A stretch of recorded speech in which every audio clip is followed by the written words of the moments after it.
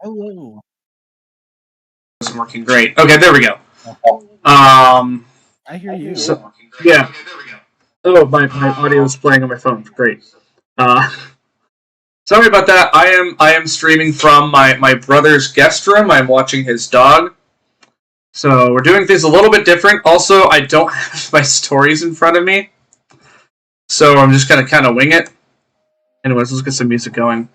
But I hope everyone's doing great. If you hear me yell at the dog, I apologize. Knock it off. Here, I gotta close the curtains.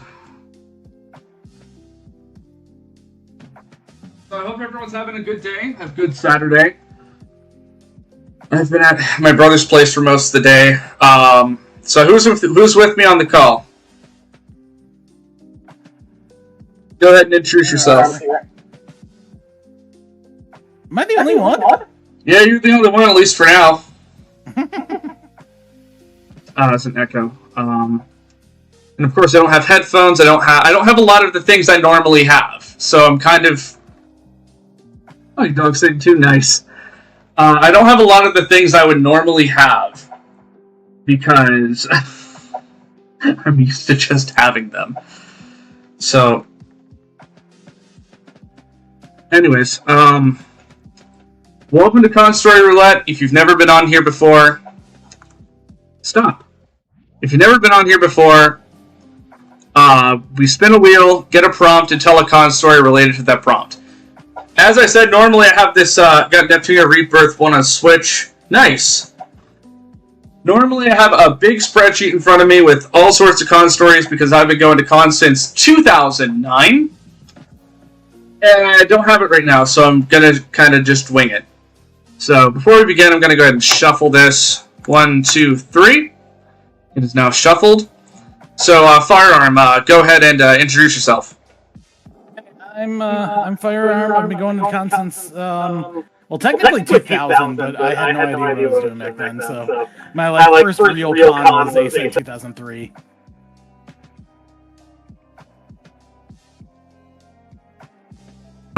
Sorry, I'm trying to situate my mic, because the thing is picking up on the mic. One sec. So, while we wait for people to show up, I'm gonna go see if I can steal a pair of headphones. Okay.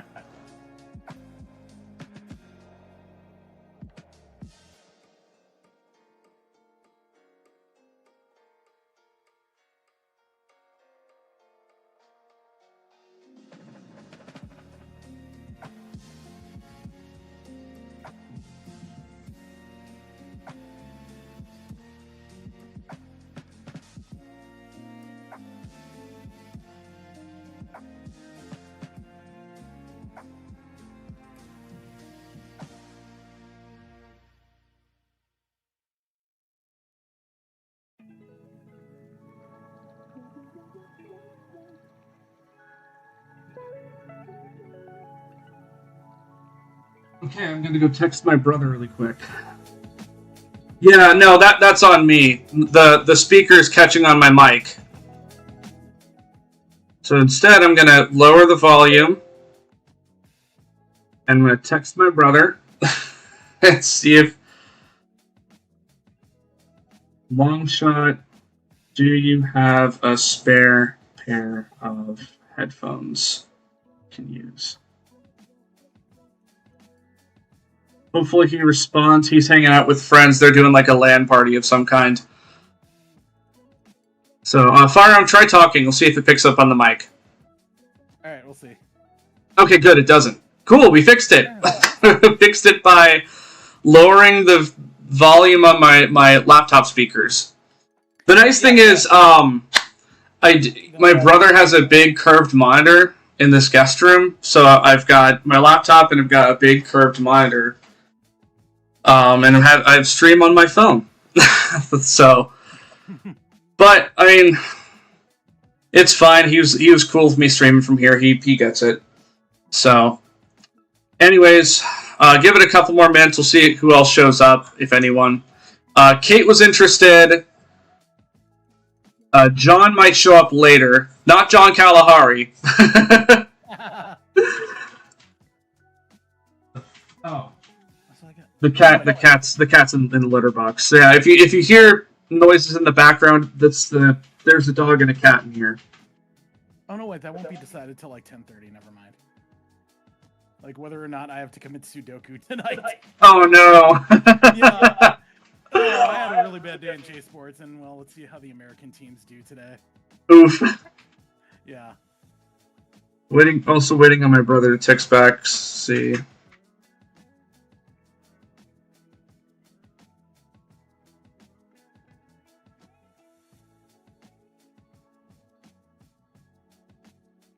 So, we do have a few new prompts, by the way, if you've never been on here before. Who here in the chat has who'd never seen one of these either live or with a VOD?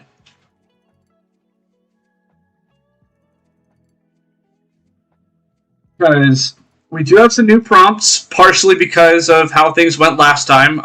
Good things. We have a new John Chairs inspired prompt, a Randy story. First time for you? Yeah, I met you at Otakon. I'm glad to see you made it. Hey, Foxbox Union. I saw you followed on Twitch, and I thought, like, Foxbox Union sounds like a Foxbox fan account, you know, the old Saturday morning cartoon block. And I'm like, oh, shoot, this is like a whole big streamer. Oh, wow. So, hello, glad you could make it. Says we have the Randy story. So, last time, Joey of John Chairs fame told a story about someone named Randy who was like this insufferable person who seemed to be unable to do anything right. And I'm like, I think we all have a Randy we've had to deal with at cons. So we now have a Randy story. I have one if we land on it. I have two. I have two if we land on it. One that was almost 10 years ago, one that was just this past weekend at Otakon. Oh yeah, I'm so glad you could make it. Check the basement, he says. I'm like, I don't know if I want to check the basement. I might during the stream. Anyways, so I think this is about as many people as we're gonna expect for the time being. John might show up later. We'll see. But without further ado, what do we got for our first spin?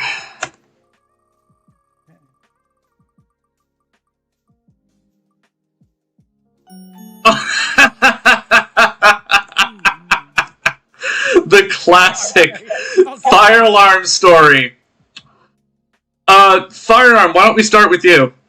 Okay, so I got one. Techo 2015. Rookies is Punked is playing. And near the end of their set, the fire alarm goes off. I think it was their smoke machines that caused it.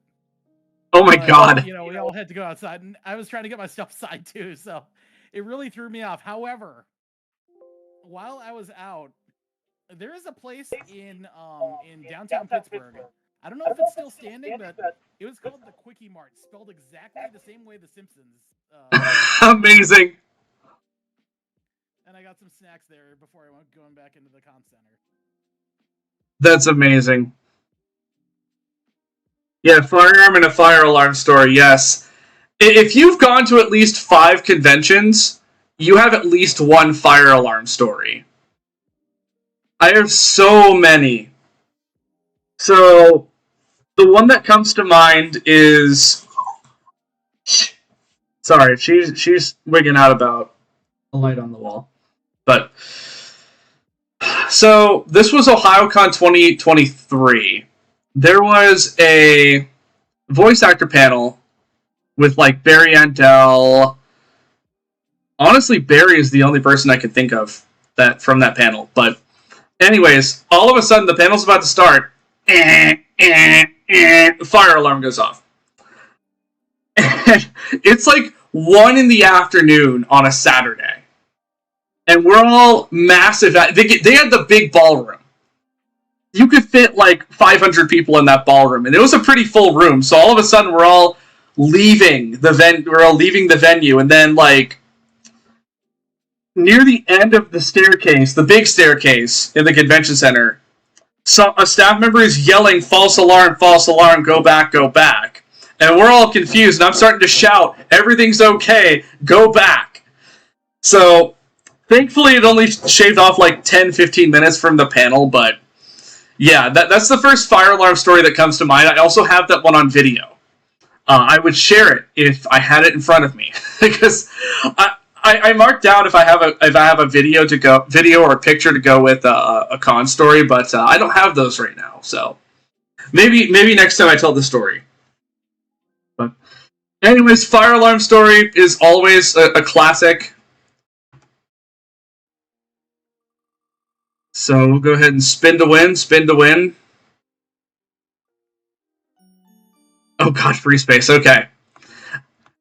Firearm, you go ahead. You just went to a con this past weekend, didn't you? Yes, I did. I went to a Takuthon in Montreal. Nice.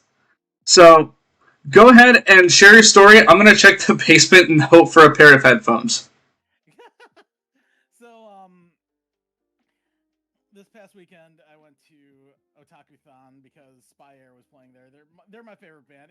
If you watched the last episode of Thursday Throwdown, I did almost all Spire songs, or like we usually get in. If it's just Athena and me, we usually get in like 18, 19 songs. Like 15 of them were Spire. But anyway, we're in line for autographs. I actually get in pretty early because they would only sign the cards that they had, and those would come with purchase of any merchandise, and I had already done that in advance. So I get in there pretty early, and I told Yosuke is the first one, the new lead singer, and I said, Yosuke-san, Hisashiburi, which means long time no see, and he was like, you were in Seattle, weren't you? I remember you. And yeah.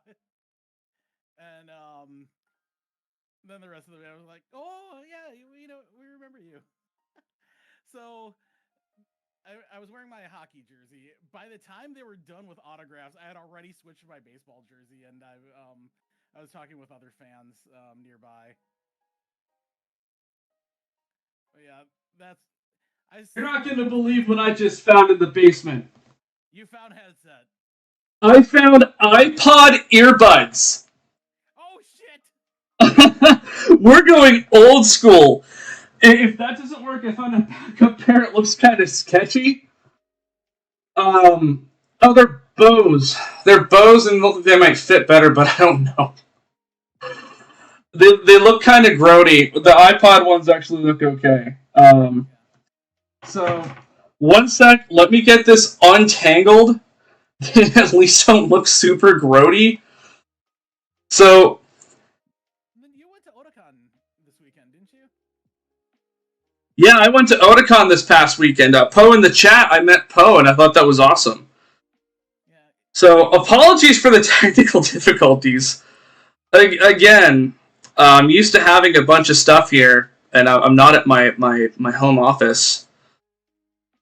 So we're just kind of making do, but we have a dog. There's a dog here.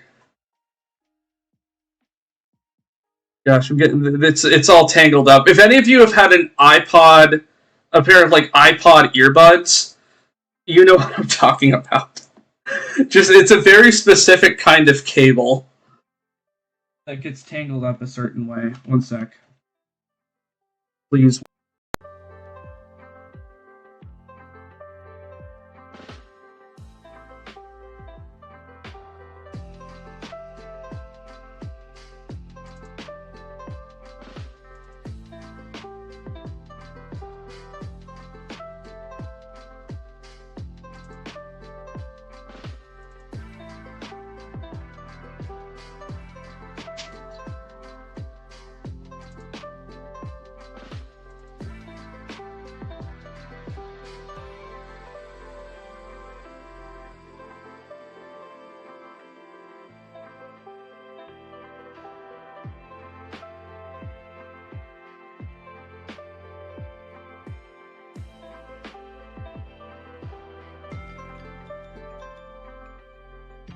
Test. Okay. Yep, you're good. Awesome. Okay, sorry about that. Very, very sorry about that. Just funny that I dug out some iPod earbuds. But we're making do. Anyways, I landed on a free space. So I wanted to talk about this person we were supposed to room with at Otakon. Supposed to, you say? So, mysterious person. So it was me, Kate, and Kate's cousin that were rooming together for Otakon. And we couldn't find a fourth person, and of course, after the fact, Ashley was like, hey, guess who's going to Otakon? And I'm like, oh, why didn't you say that a month ago? Anyway, so Otakon staff assigned this person to our room. So we added them to a Discord group chat to talk about, just keeping up with the room situation, like how much they owe. Stop that. How much they owe and where we are and all that. So 5 days after they were added, this was like a couple months ago, they were like, hey, is it cool if my friend joins us? And we're like, no. This room is you can only have 4 people, and hotels crack down on that shit, especially if it's a convention offering the room to staff members. So they were like, oh, there must have been some miscommunication. I'm going to talk to staff. So anyways, that friend never materialized. So a few days out from con, maybe even the day before con, this person's like, hey, I forgot my sleeping bag. Can I share a bed with someone? And I'm like, look, I've shared beds with people at cons. I would be okay with it, but I'm just like, I can tell I don't like this person at all. And then all of a sudden they're like, oh, that's okay. I'm going to room with my dad. We never saw this person. God. Yeah, we never saw this person. Never heard from them again. So that was the story of this random staff member who never showed up to the room, just ended up rooming with their dad. But it worked out for us because everyone got their own bed. Kate got the couch, I got one bed, and Kate's cousin got the other bed. But yeah. Oh my god. That was... Yeah. That's not even the word. I have a far worse Randy story. I just wanted to get at least one Otakon 2025 story out of the way.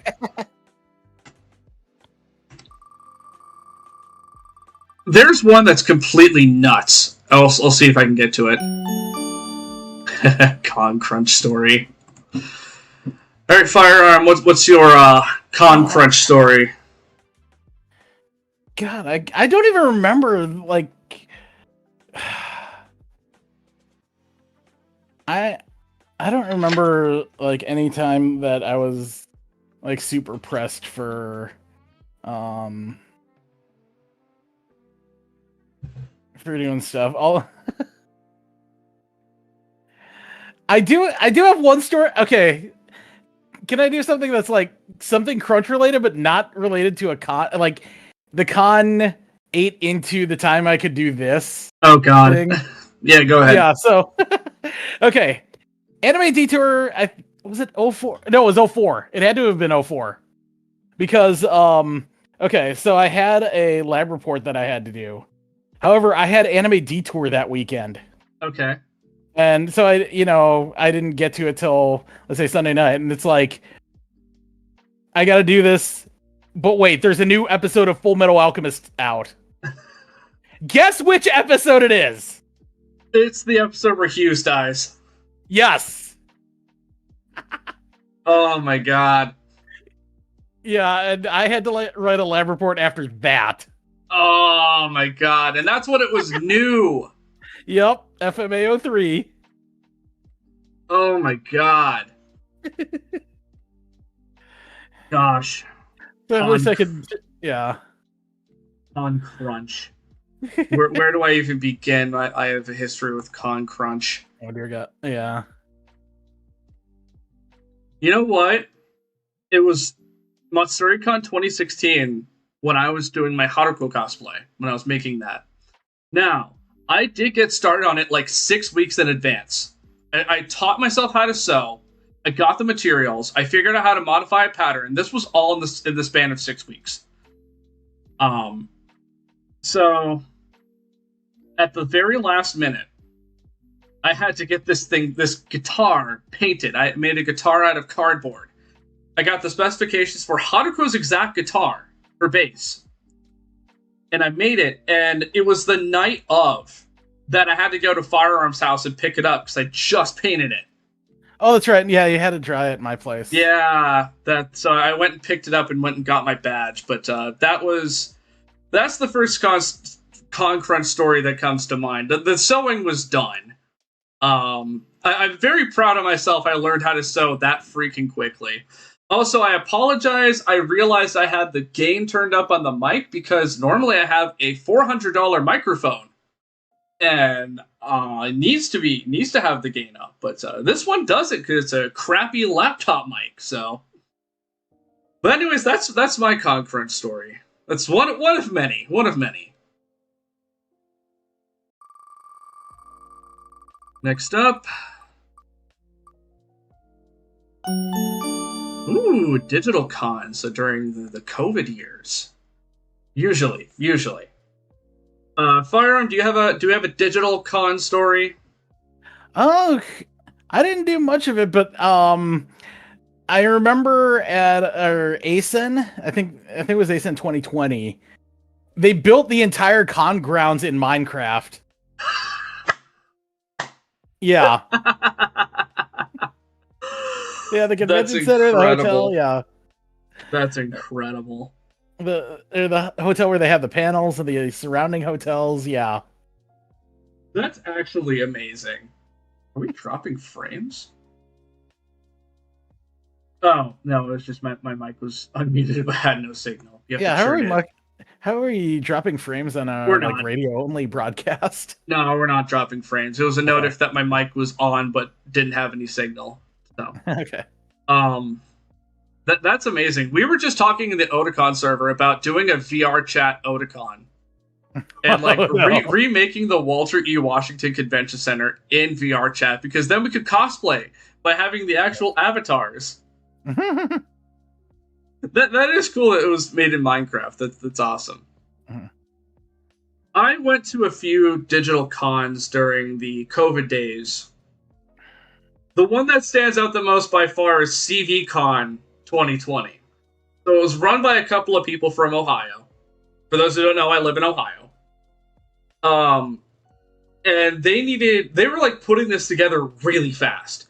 So they had a panel submission form. So I submitted all the panels I had for this one-day con, just because usually like they'll be like, okay, we'll take these, we'll waitlist these, whatever. No, I did 5 or 6 panels that day. One of them was 2 hours long. So most of my day for that con was doing panels. I'm now good friends with the con owners, but that was very tiring but very fun because people reacted in the chat, and it was a pretty lively con because lockdowns just started like the month prior. A few online cons in VR chat, that's awesome. So that was, like I said, that was very tiring but very fun. And after I was done, I watched the Simpsons movie with a friend. Because I'm like, no, I'm done. I did like how they set it up, though. They had like an artist alley, dealer's room, and it was just like links to people's like Etsy and shop pages and eBay pages and what have you. Wait, were you at my place? This was around, I want to say 2016. Were you staying at my place during that? Because I remember vividly watching the first like Simpsons marathon they ever did on FXX. No, this was 2020. So okay. Oh no, I meant no. Just as a side note, sorry. Oh, as a side note, no, I wasn't there. Okay. Hey TVP, how's it going? So That is one of my only digital con stories. CVCon 2021 happened, but by that point lockdowns were winding down and like the vaccine was out and cons were starting back up in a few months. So those were the only 2 years they did CVCon, but it was a good time. So I do have a few other digital con stories, but CVCon is near and dear to my heart because that was a lot of work. Ooh, workshop panel story. I don't really do workshop panels. I've been to a few though. Firearm, do you have any workshop panel stories? Nothing comes to mind. Yeah, usually workshop panels cost money, but sometimes they're just like tutorials and you'll watch someone else do it. That's about as close as it gets. I went to a panel one time at a college con. Couldn't tell you which one. It was about different kinds of fabric, and she was like passing patterns around the room of the different swatches of fabric. I don't really do workshop panels because again they cost money. So that was one. I'm not sure if it counts as a workshop panel, but it's the closest thing I could think of. I know some people are really into that. Some of them are really cool. They'll teach you how to work with like special material, but oh my god, I have one right off the bat for this. But anyways, firearm scheduling conflict story. I mean, there was a good like 2 or 3 year run where their musical guest was on at the same time as karaoke. Of course, as one does. Yeah, yeah. And then I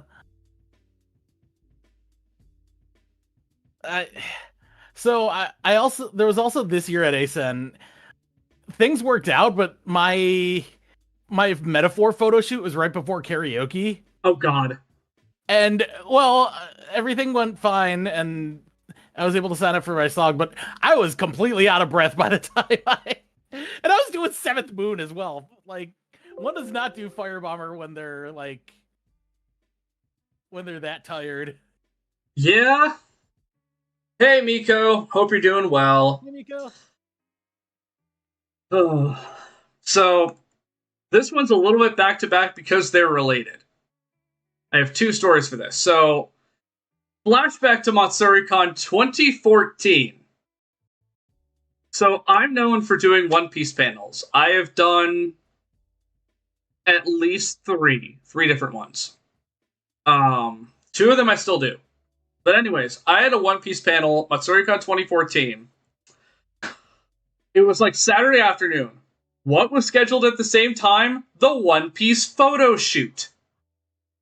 So many such cases. Yeah, so people complain, nothing happened.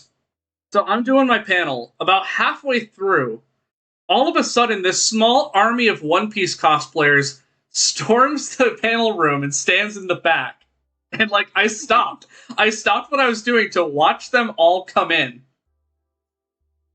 And it was just amusing. So MatsuriCon again in 2023, I want to say.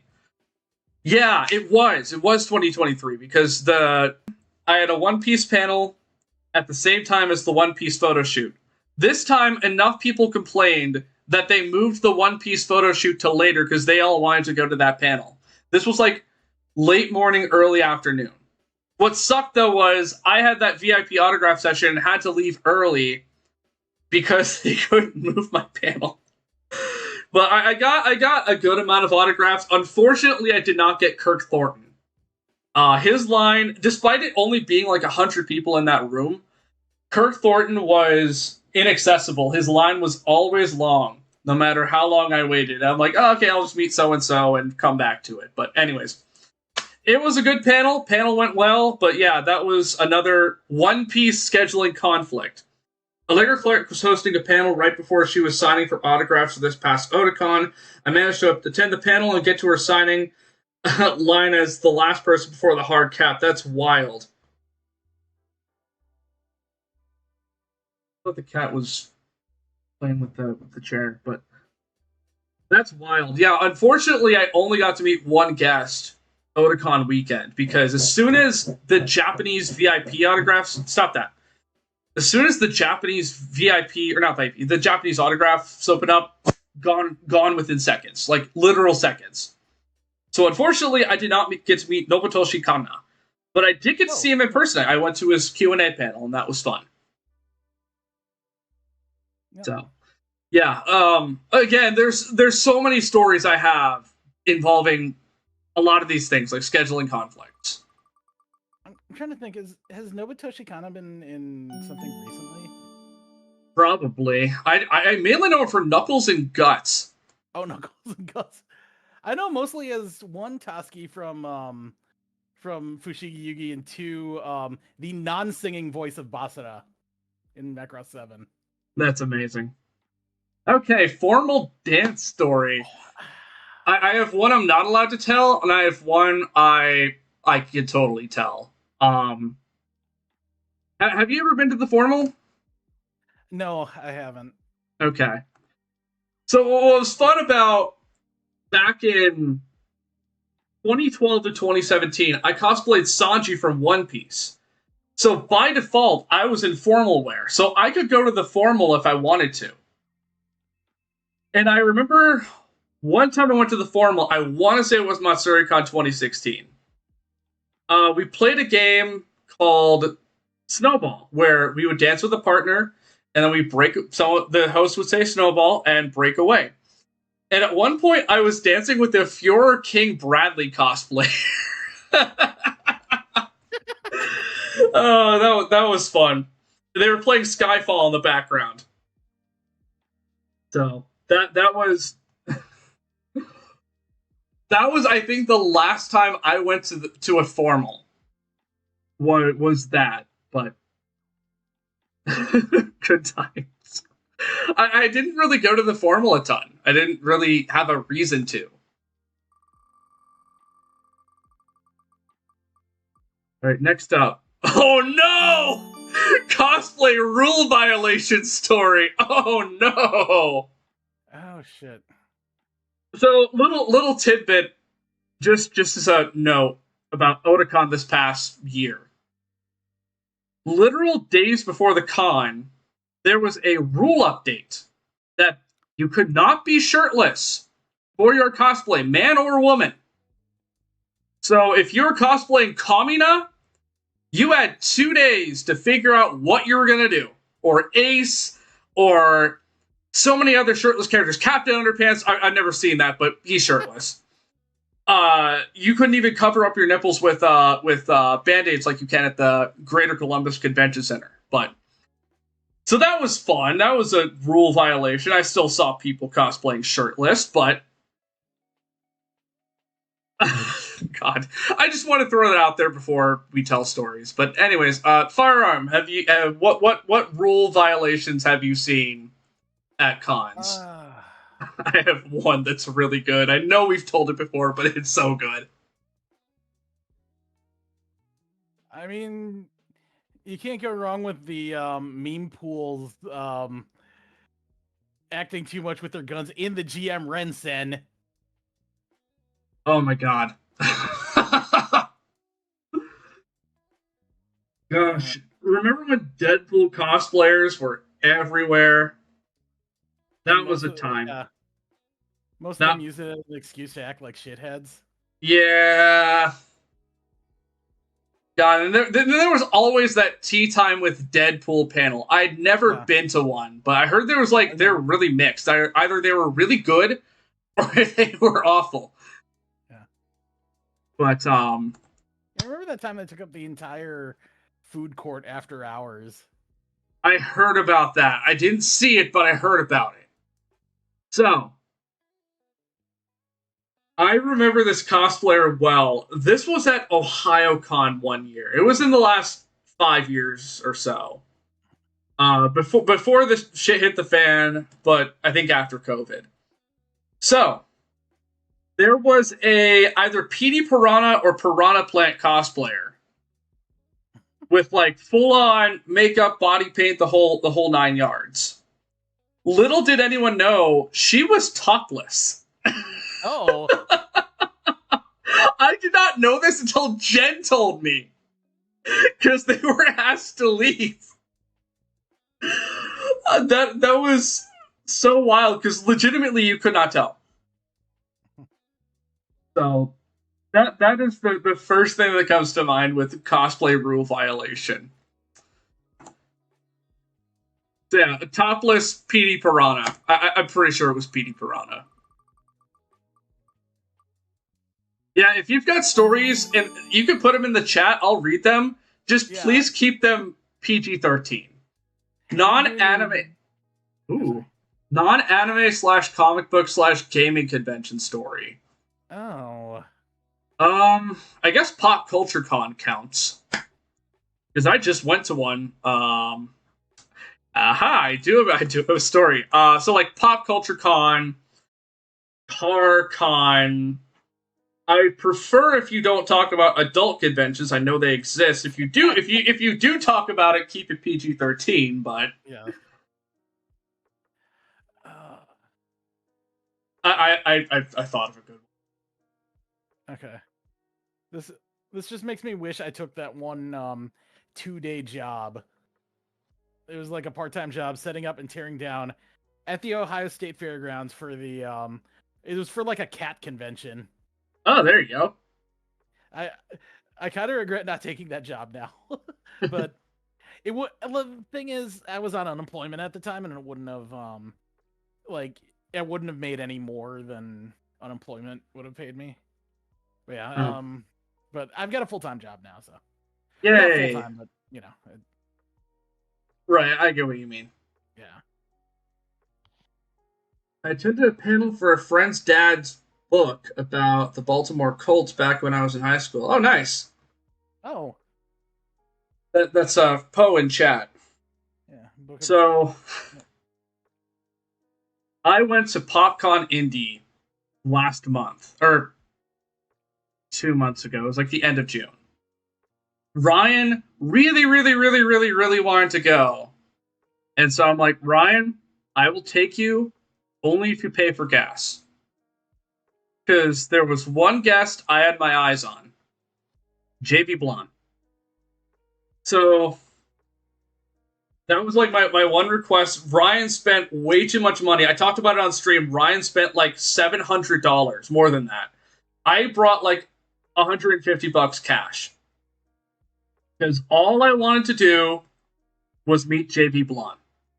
Who, if you don't know, he's like Bane in the Batman Arkham games. He's Dojima in Persona 4. He's in Metal Gear Rising as well. But anyways, I knew he was British. I didn't know he had the full-on accent. I thought his normal voice was his Dojima voice from Persona 4, because that just sounds like a regular guy voice for the most part. Yeah, fooled me. Yeah, no. He's just putting on an American accent. It's like a really convincing. Get out of there! Stop eating that. Sorry, But my brother spilled cat food and never picked it up. So there's just a bunch of crumbs of cat food sitting here, and the dog is eating it. So the cat food is in a separate room, guarded by a gate, and his dog is too fat to get through. So, yeah, he's British. JB Blonde Berserk. Yeah, I'm pretty sure he is. But anyway, so I got up there, I met him. First of all, I was surprised by the voice. I said I loved him as Dojima in Persona 4, and I got an autographed print of Dojima. And without me even asking him to, he signed it Great Vegetables. He said, much love in sushi, JB Blonde. I love I didn't even need to ask him to write Great Vegetables. Apparently he had been asked to do that a lot that day.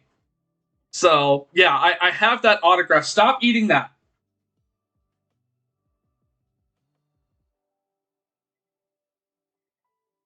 You ate already. I do. Sorry. I had to physically pick her up and get her out of there. I'm just surprised he didn't vacuum it. It's just kind of grody. But anyways. That is my non-anime comic book gaming convention story. It's a pop culture con, so technically counts. But yes, it was very lovely meeting him.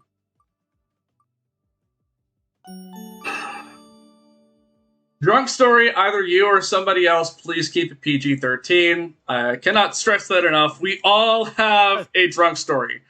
So, full disclosure, I don't drink. I never have. So, but I've been around drunks at cons because I've been to Colossal Con. I've been to those kinds of cons. Colossal Con, for those who don't know, has a reputation for being a party con. So, anyways, Firearm, take it away. What is your drunk story? I'm trying to think of one that's PG-13. It's tricky but doable. I know. I have one. I was just bitching about it. Getting stood up for like Steak and Shake because someone got drunk. Oh my god! It's someone we don't hang out with anymore. I know who it is. You don't even have to say I know who it is. That I know who it is, and yeah, he's a POS. Yeah. And I don't mean a POS system at a fast food place. God, that was back when Steak and Shake was good. Yeah, back when they had the 7x7 on the secret menu. I'm sure I've never had it, but I've heard about it. Yeah, I did have the 7x7 eventually. Like, awesome. That con. Yeah, before everything was done by a tablet. Yeah. Yeah. So, my first Colossal Con, you guys, was Colossal Con 2013. I was invited by one of my best friends in the whole wide world, Magitech Omega.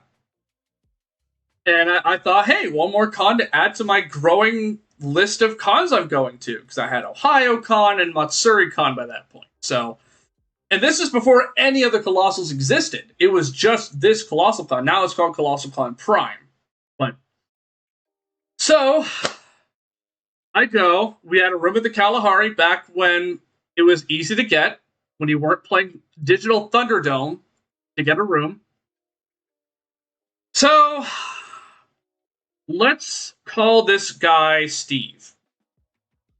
Steve was one of the people we were rooming with. He's a mutual of ours. As I prefaced, Prime has a reputation for being a party con, even back in 2013. So, we were hanging out, and I'm pretty sure Steve asked if he could bring somebody back to the room. Because, you know, people were drinking the day before. It was just people in the room. It was a problem in itself, but... So, Steve brings a friend who brought a friend who brought 10 other friends. And all of a sudden, it became a room party. I was just in there minding my own business. I brought my Wii console, and we were just playing. And all of a sudden, these people bring a ton of alcohol in the room and come in and start being really noisy. And we're like, what the F? Who are these people? Where do they come from? It wasn't Steve's intention. It's just what happened. We made a room party accidentally. So... I was, as you would imagine, very, very pissed about it. So, yeah, that never happened again. So, but that's my drunk story. I have other drunk stories from that con, but that's the first one that comes to mind, is the impromptu room party that thankfully, again, I've never had happen since. Yes. I remember there was this... Sorry. I'm reading the chat. I only drink a tiny amount of alcohol and it's nasty. Post says, I went to Fuddruckers to get a beer. The whole place had an overpowering smell of hand sanitizer. The QR code menu on phones wouldn't scan. I walked out. Jesus Christ. God. Oh. And those are good burgers too. I went to Fuddruckers for the first time the Sunday when Otakon 2025 ended. So this past Sunday. It was very good. Basically, I met up with Ashley Yume, and their friend group, and we were looking at places to eat. And someone found Fuddruckers, which was in walking distance from their hotel because they were still staying an extra day. I wasn't. I was going home. I flew home. So I had a ton of time before my flight. So we walked down to Fuddruckers before I took an Uber to get to the airport. I had like a 3-pound burger. I got fried egg on top of it. I got some stuff on top of it. It was a very good burger. I was surprised I'd never been to Fuddruckers before because I see it on the highway, and we don't have them in Columbus anymore. So we had them a long time ago, though. So Ashley got this giant. Someone at the table, I don't know if it was Ashley, got this giant burger, and I'm like, "How are you going to eat that?" And it was gone. It was eaten. It was consumed.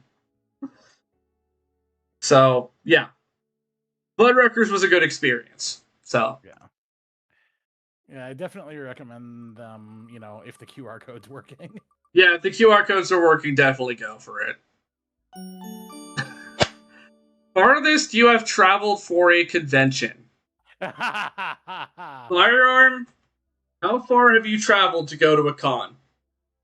I'm not going to count Anime Japan because that was not the primary reason I was there. Okay. But, the furthest I've gone is Anime Expo 2015. Wow. That's out in LA, for those who don't know. So that's a very, very long distance. Okay. Oh, okay. Sorry. Oh, go ahead if you had one you thought of. I also did something really stupid. Also after that con. Oh boy. So I took the red-eye flight home because they still had Sunday programming. I actually got to see Yoko Takahashi perform her Ava songs. Let's go. Yep. And then so I took the red-eye home, got back at what, about 5:30. No, maybe even 7:30, but went straight to work. Bro! I only got like an hour of sleep, but yeah. It was one of the very, very few times I had coffee. I just spooked the cat. The cat went from the couch out the door down the stairs. Sorry. I didn't know the cat was there. Oh my gosh. Yeah, I could not imagine. When I didn't get home until midnight from Otakon. I took Monday off because I knew I was going to be tired, but I'm so glad I did. I slept half the day, but that Otakon is not the farthest I've traveled for a con. I went to Northwest Idolfest in 2022 because Jen and Nikki helped run that con. So that was... I'm not into idol culture, but there were two people there I wanted to meet. There was Ren Taicho, formerly Ren Senpai, and Kaho Shibuya was a guest. I met both of them. They were both lovely. And I learned a lot about idol culture. I'm still not a big idol fan, but I gained a greater appreciation for the culture surrounding it. So I don't regret going. I didn't get to sightsee around Seattle at all, but yeah, it was a fun time. Although now I wonder, is Seattle close to LA, or is Seattle closer than LA? Because I've never been to LA. From where we're at. Yeah. I assume so. Oh, what did we get? Sorry, I was off refilling water. Conventions that shared a venue with something else. We have a few of these. Are you gonna go for the best one? I'll let you. Are you talking about the Christians and the cheerleaders? Oh, I wasn't talking about that, but go ahead. I think I know the other one. The other one, you know the other one. It was a show. Okay, yeah, I'll let you tell that one. Okay, well, go ahead and Both of those are good, by the way. So go ahead and take your pick. Hey, Lunar Nocturne was at the con too, and got a card with your channel on it, and for me as well. Awesome. Well, I'm glad you came to the channel. Welcome to Con Story Roulette. I wanted to do this a week after Otakon because I have fresh stories. Hello, I have a dog here, my brother's dog. I promise my setup doesn't always sound this crappy. I don't have my $400 mic with me. I didn't feel like transporting it. So I'm on a laptop mic. But anyways, glad you're here. If you have a con story related to a prompt, feel free to share it in the chat. Just please keep it PG-13. That's all I ask. But anyways, Firearm, take it away. So yeah, this is back late 2000s, early 2010s, but obviously this was like a yearly thing, like where we'd share OhioCon with like the Christian convention and the cheerleaders. And true. This is late 2000s because I remember I was still wearing my dragon stuff even in the middle of winter. And I was like, you know what? You cheerleaders and me, we are the same.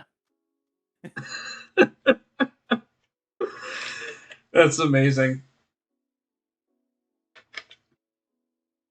So, of all the cons I've been to that have shared a venue with another thing going on, absolutely nothing beats the year MatsuriCon shared a venue with the Republican dinner. Oh God! I wasn't even thinking of that one. I remember it. Yeah, everyone remembers it because there was Secret Service. Yep. Everywhere. Yeah, I went out to dinner while all that was going on. It was only Friday. So there were people in suits everywhere alongside Secret Service on the rooftops, walking around the con floor. Like, if your weapon looked too realistic, they would give you a zip tie to show that they checked it. But there were protesters outside. Some of them are really funny. And because Donald Trump was showing up to the dinner. And this was while he was acting president. Yes. So this is like, what, 2018 I think this was? Yeah. And Donald Trump had to go through a bunch of back rooms to get to the dinner and say like a couple sentences and leave, is my understanding of it. But yeah, it was a shit show, just to put it lightly. But you know what? I'll lump this story into it. My favorite con story of all time. So, I was in an elevator on my way back to my hotel room with a friend. I'm in cosplay. I'm Chiaki Nanami from Danganronpa. There was a dude with I assume his wife, in the elevator. He was giving off this terrifying aura. He felt like threatening. He was in this nice, perfect, pristine suit. I wanted to say nice suit, but I felt too threatened by his aura. So I'm standing there awkwardly. And then we get off the elevator. And we start laughing like that was the most awkward elevator ride I'd ever been on. So we get back to the hotel room, and my friend was curious who was at the dinner. And he's like, Hal, do you know who we were just in an elevator with? Mike DeWine. Oh, God, the governor? Soon to be governor. He wasn't governor yet, but... Oh, that's right. Yeah, he had a bunch of, like, political flyers with him that he was holding in the elevator. But so that was the story of how I shared an elevator with the man that would become governor of Ohio. You know what I remember most from that whole episode? What's that? All those people holding signs for David Yost. And we're like, there's no way the David Yost we know would be would be in support of this. For those that don't remember, David Yost is the original Blue Ranger. Oh, okay. Yeah. So, Anyways, I thought I'd throw a little bonus story in there because that's my favorite con story of all time. So, anyways, yeah, we did call it TrumpCon. We still call it TrumpCon. I wanted to save the fact that Trump was in it. And he was like barely part of it. Also, this room is freaking hot. There's no cosplay contest / masquerade story. Ooh, Firearm. Do you have a cosplay contest / masquerade story? I'm trying to remember what the event I was, when I was at before the masquerade was, but I remember running all the way across the big hall in the convention center because they had the masquerade all the way in the back in the north parking lot. Oh Lord! Like that hall by the north parking lot. Yeah. But I just remember hightailing it to watch my friends compete. Wow. Yeah, it's like they had the North Hall, and they had the stuff nearest to the convention center, but they didn't have anything in between. And I think, yeah, it was the Christians and the cheerleaders that have everything in between. Oh my God. Yeah, I saw Foxbox eating. Sorry, I forgot to read this. One of my earliest cons combined with an outdoor shopping mall, so there was a ton of normies seeing cosplayers for the first time. Oh, I have something on this. Oh God. Our hotel at Otakuthon was inside a mall. Like the hotel started on the 6th floor, so it's set up kind of like Rensen. Okay. But yeah, the general shopping mall was like floors 1 through 4. Wow, that's nuts. Like, and to get to the con center, we would have to go through the mall at some point. Okay. But it was nice because you could go down to 2, and there was the food court. Oh, there you go.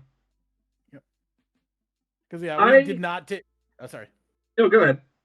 We did not have the hotel breakfast buffet that weekend. Even in Canadian dollars, it's too expensive. Oof. Unless I'm getting like a huge discount on it, which I could have, but not this time.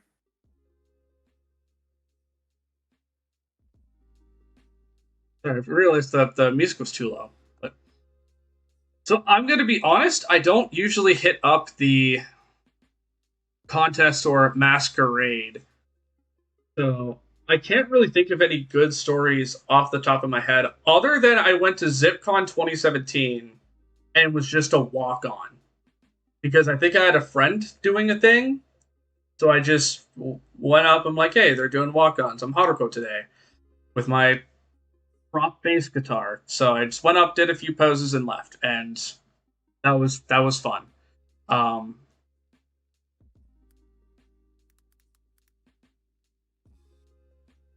Got to remove that. It's been the win. What do we got?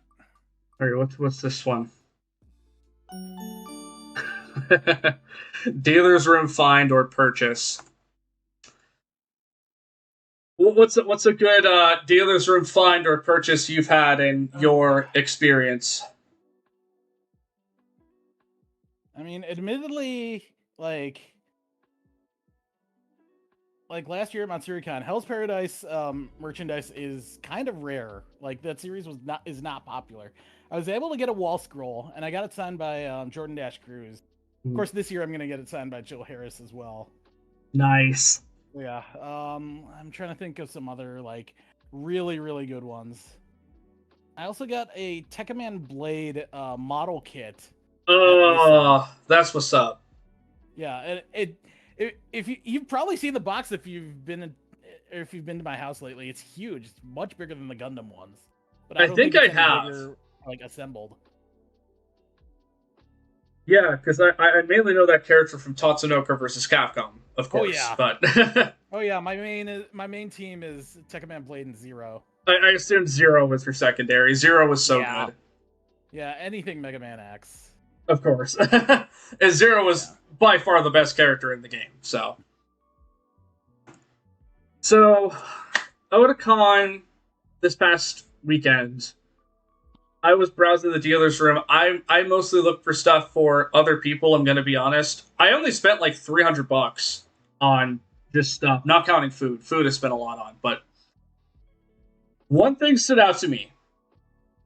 I don't have any Nesso berries. Those little plushes that kind of lie down. They're kind of like chibi. So hell yeah, Mega Man X rules. So Poe says I got bootleg Toku Spider-Man Star Wars Holiday Special and Roger Corman Fantastic Four DVDs all at once. That's amazing. So there was one atop the pile, literally atop the pile, that stood out.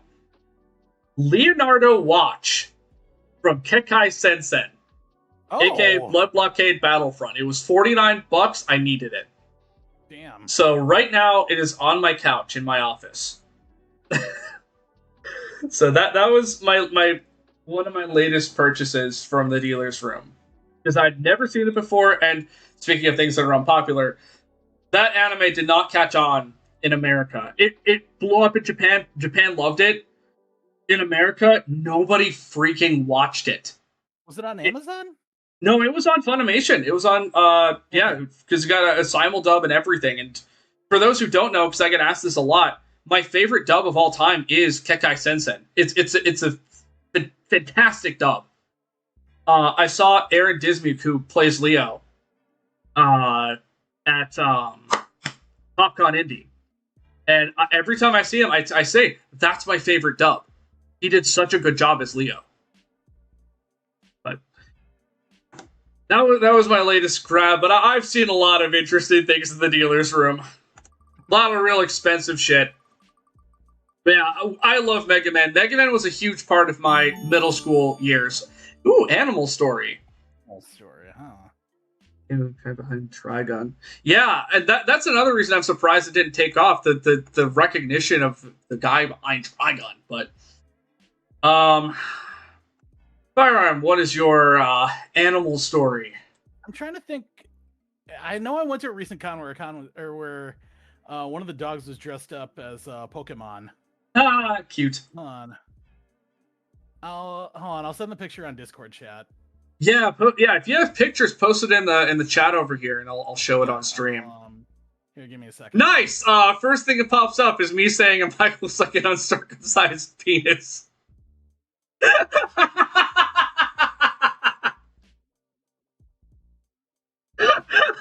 forgot I wrote that.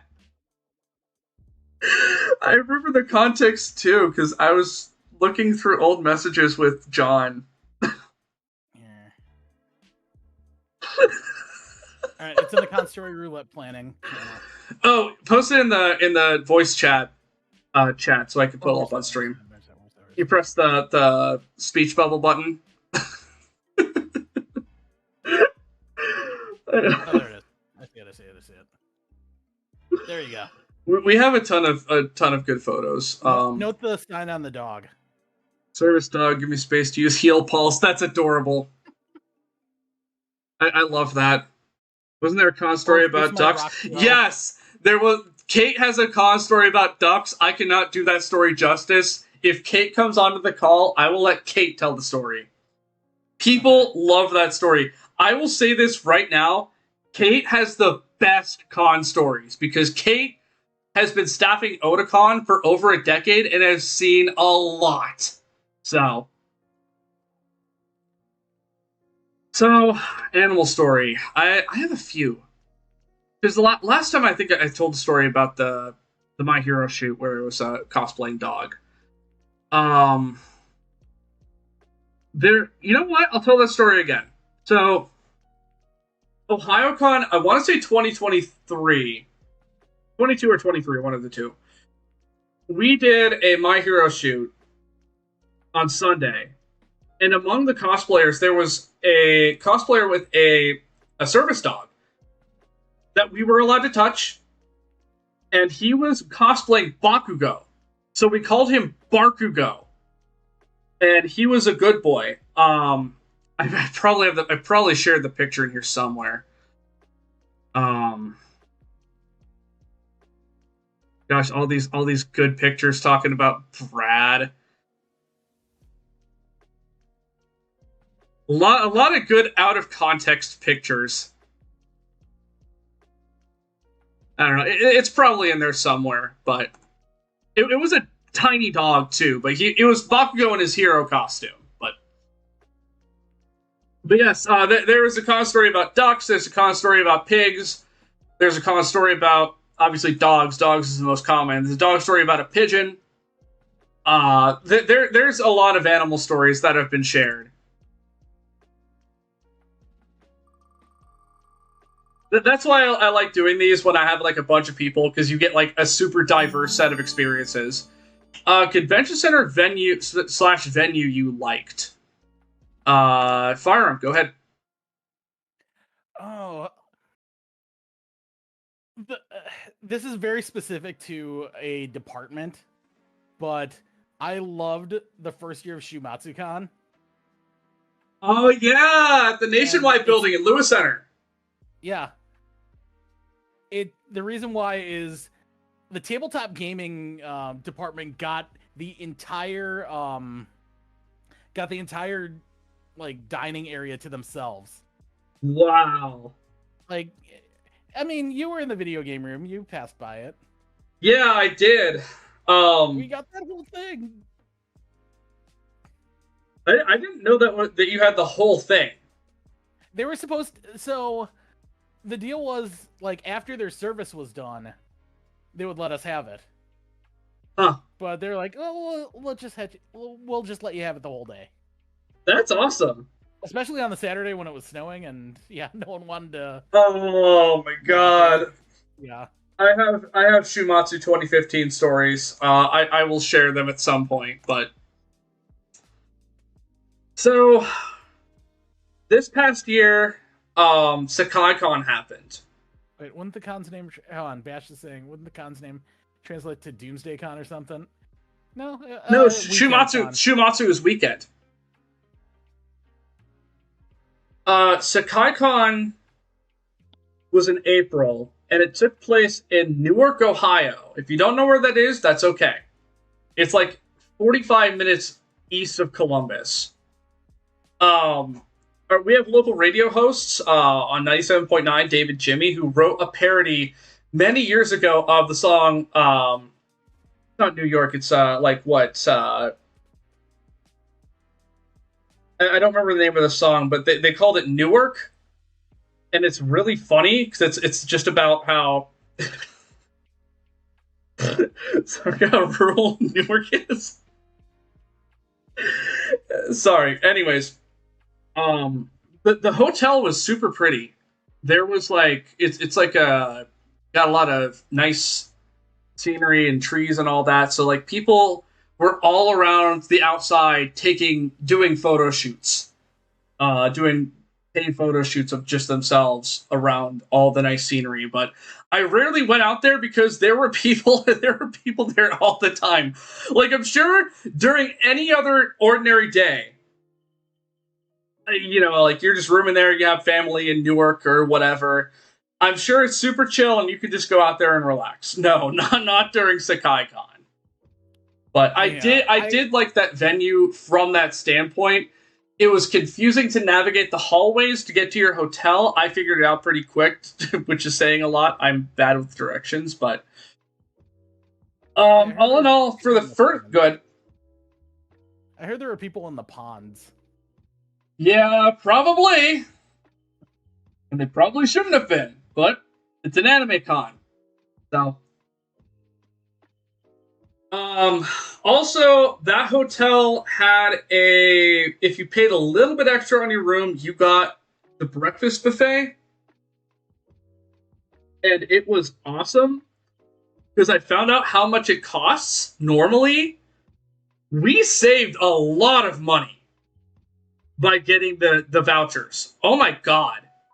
It was like $20 normally. And we paid like, I don't know, 5, 10 at most. And that's like, it was just, you paid it once and you got it for the full weekend. Whereas like you would have to pay every day otherwise. So, and it was some damn good breakfast too. So I'm sure that I don't know if they'll go back for 2026. But I will say for a first year, that was a good place to pick. Wait, they haven't announced the site yet? I don't think so. I would hope they would get something bigger because they said by Saturday they made enough to run another year. So, speaking of Shumatsu-con, Extinct Con story. Hold on. Give me a second. Yeah, sure, no problem. Yeah, Extinct Con, so a con that no longer exists. I've been to quite a few that are no longer around. Feel free to share yours in the chat. I can think of many. KombuchaCon, or KombuchaCon, SamuraiCon. That only ran for a year. AnimaticCon, ShumatsuCon. Yeah, there's a story. There's a story behind it. Yeah. About why the Shumatsu-con is no more. It was by choice. I do have a concise way of putting it. Yeah, go for it. So this comes from the founder's wife. You either die at Shumatsu-con or you live long enough to see yourself become A&G Ohio. Yep. Nice. Oh my god, one year MagFest was handing out badges with BronyCon lanyards. Oh my god. That's amazing. But anyways, Firearm, take it away. Okay, so the one you'll get the local ones. Mine is IKASU-con, which was in it started in Cincinnati, but by the time I started going to it, it was in Fort Wayne. The con center was huge. I didn't have to use a lot of points to get the hotel for free. Nice. There were several food options within walking distance. So it was like the con center itself was great. The problem is it was in Fort Wayne, Indiana. I see. Yeah. So, Shumatsu-con only ran for 3 years, 2015 through 2017.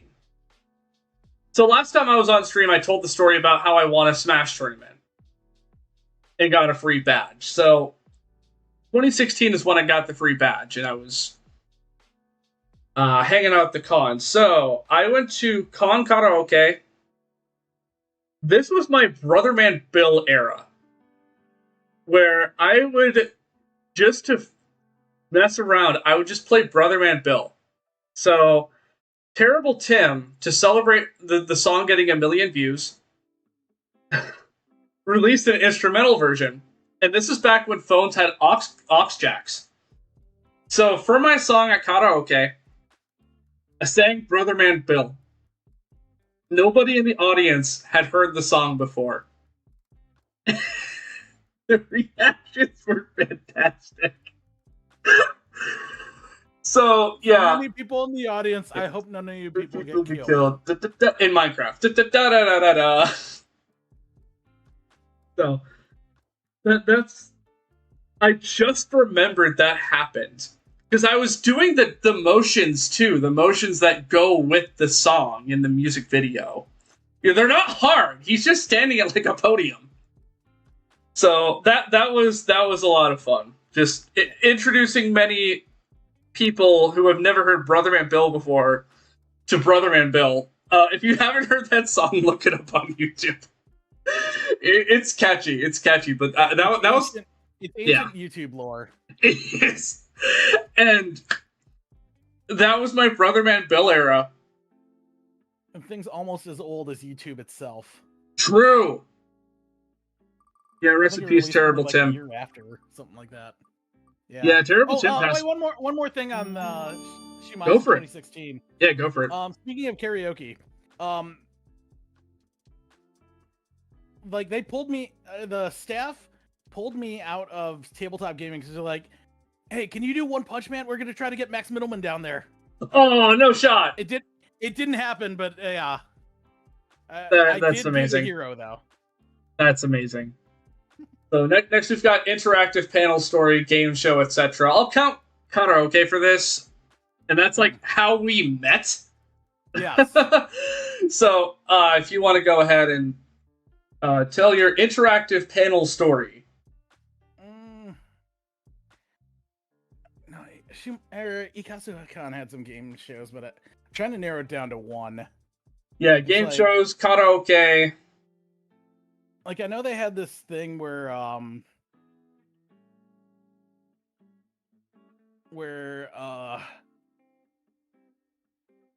there's this one game where, like, the player with the guitar, it's Rock Band, but the player with the guitar is looking away from the screen. Oh my god. And yeah, the partner was supposed to like call out what's coming up. It was part of a bigger game show, but yeah, that was one of the mini games of it. That's fantastic. Yeah, and I remember I'm not gonna call them out by name, but I just remember the team name of just the darling of the panel. They were called the Mudkip Egg Rolls. that sounds very early 2010s. So yeah. This was a karaoke story from ColossalCon 2014. Frozen had come out that previous December 2013. The people staffing the panel said they were so tired of hearing Let It Go, they were going to allow it to be sung one time and then no more for the rest of the night. I swear to God, within the first 10 minutes, someone sang Let It Go. And they said, there it is. That's the one time. No more tonight. So. I probably know who it was. You know who it was. Yeah. It is exactly who you think it was. It's someone we both know. Yeah. I heard you like egg rolls. Oh, simpler times. You could say they needed to let it go. True. So, what con was that where it was like super cold? It was soon after Frozen came out. It was either 2014 or 2015. And every time I saw an Anna cosplayer, I was like, you had one job. Amazing. Oh, the prompt is elevator story. Oh, you already told yours. I have more. I have more elevator stories. But go ahead. What is your elevator story? Well, God, what was it, Matsuri or Ohio that was sharing it with volleyball? Probably Ohio. Yeah, because I remember we were with volleyball kids and they were talking about the anime convention. I'm like, I think I was talking to the father and I was like, one of the most popular anime right now is about volleyball. It's true. Yeah, it's true. It was very, very big, in fact. Yes. So big that Spire did that did Imagination for their encore. Of course. Of course. Yeah. So this was MatsuriCon 2015, I want to say it was. So this was in the Hyatt, which is where we were staying. If you don't know, the Hyatt is the most populated hotel during MatsuriCon, or back when it was at the Greater Columbus Convention Center, OhioCon. So to get up and down the elevator takes for goddamn ever. So I was going down with a friend to the main floor. We were stuck in the elevator. We stopped at every freaking floor. And then all of a sudden, who joins us on the elevator? Scott McNeil. Oh, hell yeah. Scott McNeil walked into the elevator and we're just like, it's like a Family Guy moment. Oh my god, Scott McNeil. And he said he walked out of his hotel room and someone thought he was cosplaying Kid Rock. And we talked a bit. He did the Shiki voice because I was cosplaying Sanji. And like, we were stuck in an elevator with Scott McNeil for like 5 minutes because it stopped at every freaking floor. But Scott McNeil is also just naturally really funny. So he made the whole thing entertaining. So I had a that is my other elevator story I could think of off the top of my head, is being stuck in an elevator with Scott McNeil for like 5 minutes. And it being the most entertaining elevator ride of my life. Him just saying funny stuff the whole time. So. Oh, I have another one after that. That's all right. Yeah, we'll move on. Okay. Staff story. Either staffing or interaction with staff. Firearm, you've actually staffed, so yeah, you have more stories than I do for sure. I've done tabletop gaming for ShimatsuCon and then OhioCon all the way up to COVID, and then I staffed IkazuCon from 2010 to its final iteration in 2017. I just remember for Ikazu, I would for however I could sneak into the gaming room so that it was ready to open at 10 o'clock. Oh. It's an extremely small con, so I could have watched it, or I could watch it, but yeah, right. Like they would hover usually around 1,000 people, and at a huge con center, yeah, it's easy to get lost, or like the crowds look very sparse compared to the space it's in. I mean, 1,000 at, like, say, Shumatsu is very different. Right. Very much so. Yeah. Like, Shumatsu, from what I saw, was crowded for the space that it was in. It was. It very much was. Yeah, I spent most of the time in tabletop gaming. So. I do remember that because I hadn't opened my 3DS for Street Pass in a while. So, like, 2019, 2020, I opened it up. I Street Passed you, and it said ShimatsuCon Tabletop 2017 or something to that effect. I'm like, oh my god. Funny idea. Oh my god. But I didn't get one of the Street Passes where my greeting was just what's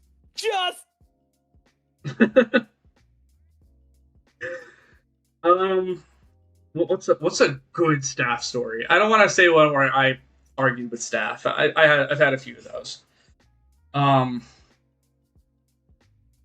No, you know what? I can probably tell this because it was so long ago. OhioCon 2011. Just dating myself with how long ago this was. I was hanging out with Magitech. And he was cosplaying Ness. And we were just kind of walking around the con center, minding our own business. And, like, this staff member was, like, stalking us. I'm pretty sure it was OhioCon. And all of a sudden, when we were, like, alone in the hallway, he, like, stopped us and told Magitech that he had to bring his bat to prop check. It was a foam bat. And I don't know, he made it, the guy made it this big deal and was being annoying about it. And he had, like, I'm pretty sure he was following us for a while. But yeah, that just stands out because we're just like, the hell was that about? Like, you could have just said, hey, heads up, you'll get that prop check, but you just, like, made a big deal about it. So, but that was a very long time ago, so I feel like more comfortable telling that story than something from 3 years ago. So that is one of my many staff stories. Staff for the most part is pleasant. There's been exceptions, but lost and found. Oh boy, firearm. Hey Matthew. I really hate to. Oh, sorry. Oh, go ahead. I really hate to admit this, but I do end up forgetting my camera at places. Oh no. Yeah. Does it at least turn up in lost and found? Yes. Good. Good. So Yeah, this it's either that or the baseball bats that I carry. The cheer sticks. right. So this was MatsuriCon 2023, I want to say. I was in the hallways near the staff room, near like the maid cafe. Someone dropped their ID. Like their whole ID. And I'm like, uh-oh, someone's probably looking for this. So I turned it into Lost and Found as soon as I could. And later that day, after I turned it in, the staff told me that person was obviously panicking that they could not find their ID and was so grateful someone turned it in.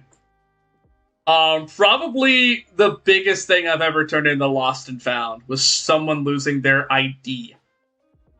So, stuff I've lost. I lost my water bottle that I bought from the dealer's room this past year at Otakon. I left it in a panel room.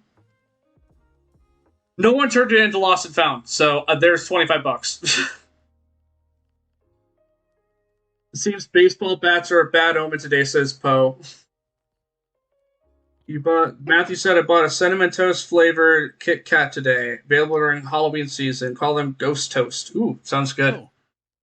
So usually when I lose something, it never gets turned into Lost and Found. But when someone else loses something, they'll find it. That's just my luck. So I know at Otakon, if you lost something and picked it up, you had to sign the crab. There was a crab of shame you had to sign. It was covered in signatures, but I didn't find my thing, so I didn't sign it. They had a whole box of water bottles, by the way, and mine was not among them. Oh, back to another comic / pop culture con story. Take it away. Oh, comic and pop culture con.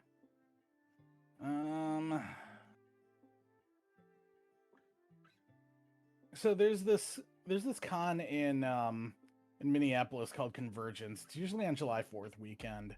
I haven't gone to it since like the 2000s, but the things I remember most there are doing is going to Vilification Tennis, which is basically an insult contest. And it's like improv comedy and stuff like that. And the other thing is, if it's on July 4th, if the con falls on July 4th, you can, like at the hotel they were at, you could go up to like the 22nd floor and watch a bunch of local fireworks shows. Sorry, I just got back. Oh, sorry. No, it's all good. I just had to go. I had to, one, get some water, and two, make sure the dog is okay. Yeah, I was just talking about Convergence in Minneapolis. Okay. Of course, they moved downtown, so it's probably not the same as when I went in the 2000s.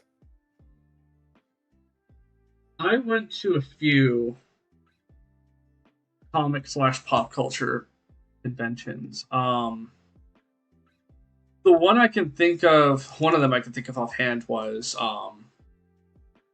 like Cincinnati Comic Expo. Again, went with Ryan. He really wanted to go. The big draw for me was Sean Schemmel, aka Goku. We didn't stay at the con super long, but I did meet Sean. His line was obviously very, very long. And Chris Sabat was there too, but he was running late. His line was insanely long, and I'm like, look, I met him a long time ago. I'm not gonna wait in that line to meet him again. So I met Sean. I got him to sign my the first Dragon Ball Z Kai Blu-ray, and also my Smash Ultimate box. For those who don't know, is covered in autographs. I'll have people sign as their character inside the box on the character roster. And if they're on the front of the box, I'll have them sign there too. Samantha Kelly I met separately, and she was sweet enough to like, do you want me to sign both? I'm like, go for it. She was okay with doing both because she was Peach. But yeah, Sean Schimmel. I also did this sick Kamehameha pose with him because it was still fresh off COVID, so guests weren't really doing the touch thing. But I wanted to do a Kamehameha with Goku himself, anyways. So.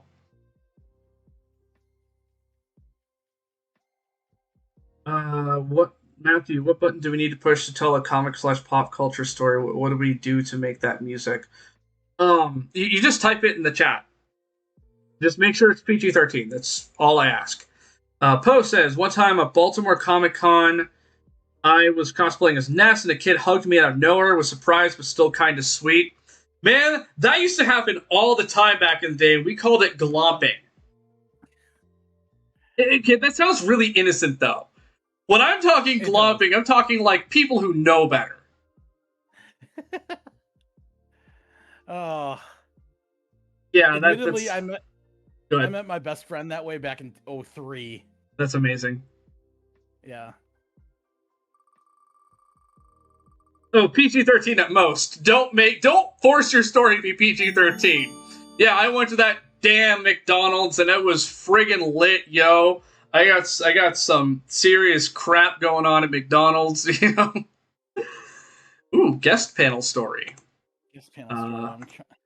I know one right off the top of my head because it just happened. Go for it. Go first. Oh, yeah.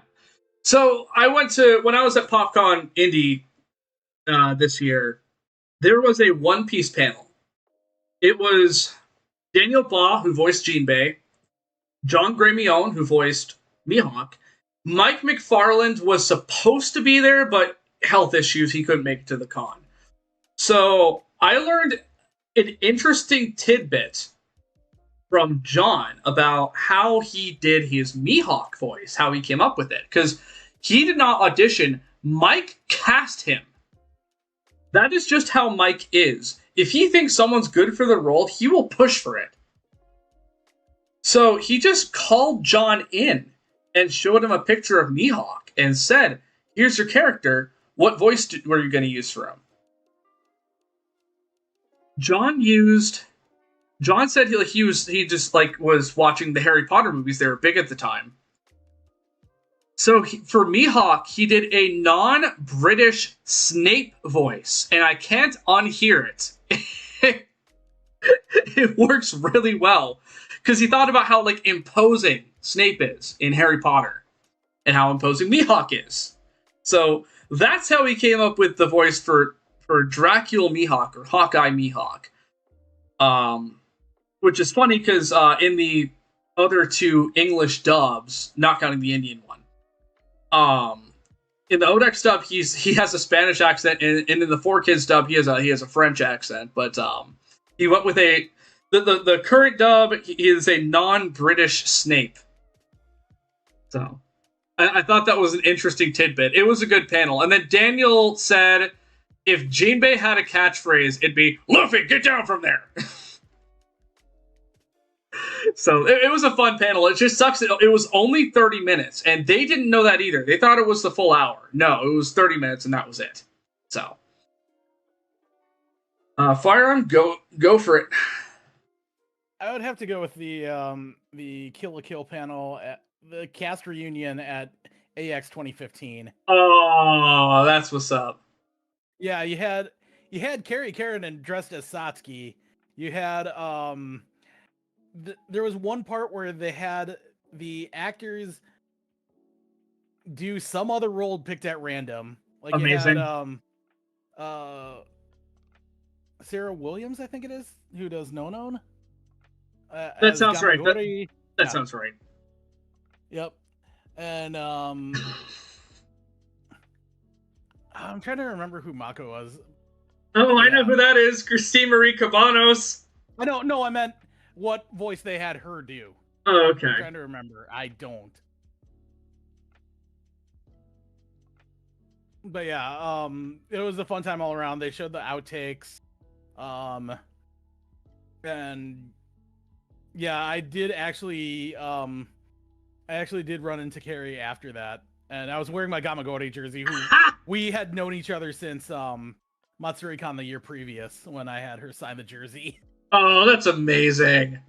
Yeah.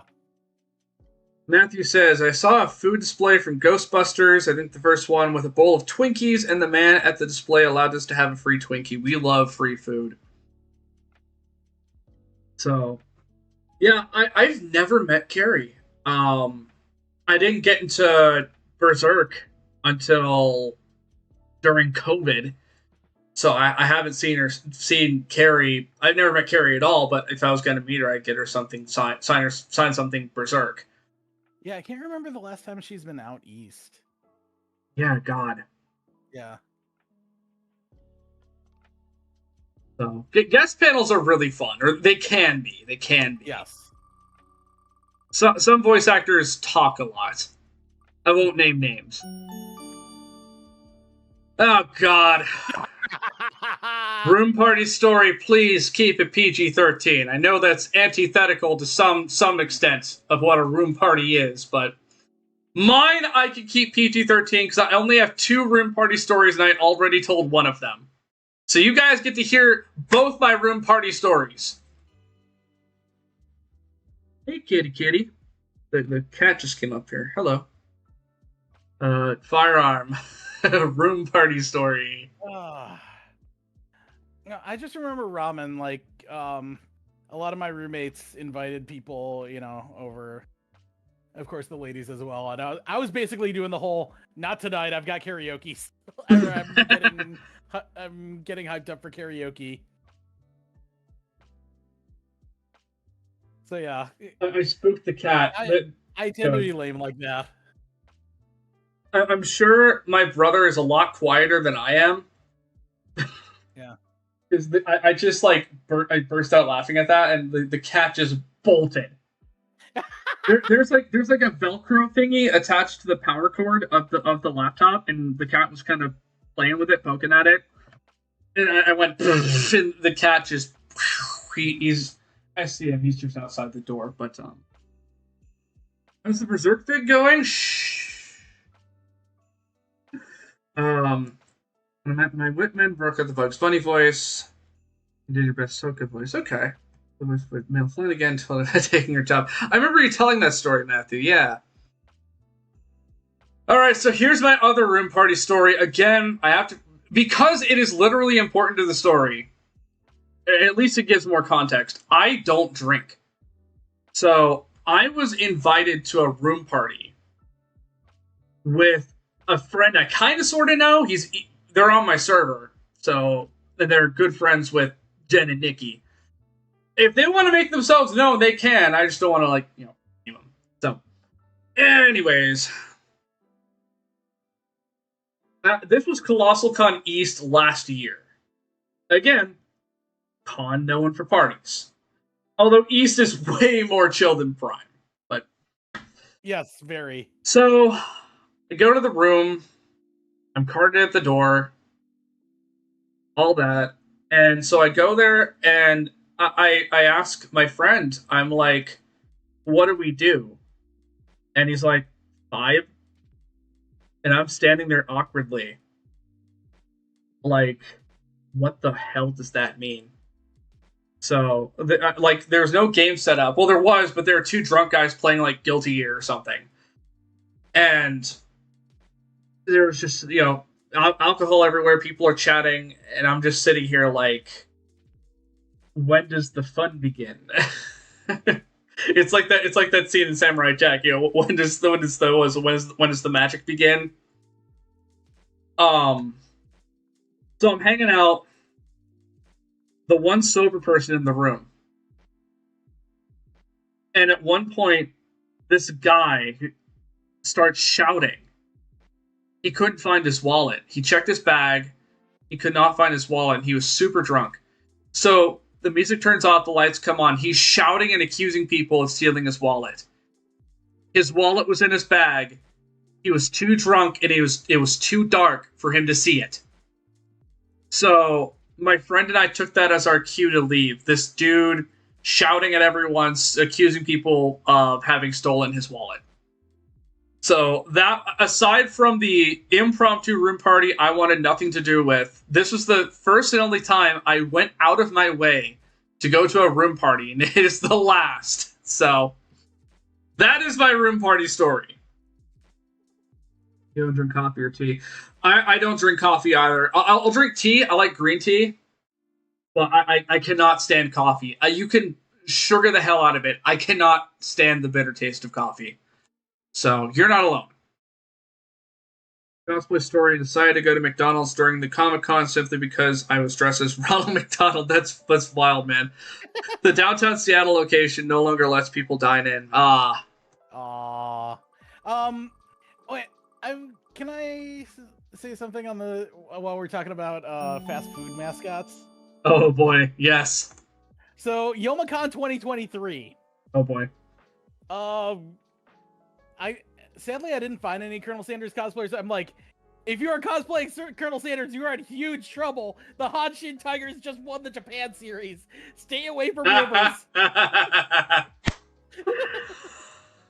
Oh, that's amazing. All right, group cosplay story. So when you got with at least one other friend to do a cosplay together. Yes. So go for it. Yeah, there was a group of 4 of us that did Hell's Paradise. I'm like, finding cosplayers from that is very hard to come by, but we've managed. We were planning this since probably let's see, that was Ramen 23. Sadly, our Gabimaru and Yuzuriha broke up, and yeah. I hate that how it goes. Yes, that is how it goes, but yeah. We're hoping, since season 2 is coming out in January, I'm hoping to have our group ready to go for that.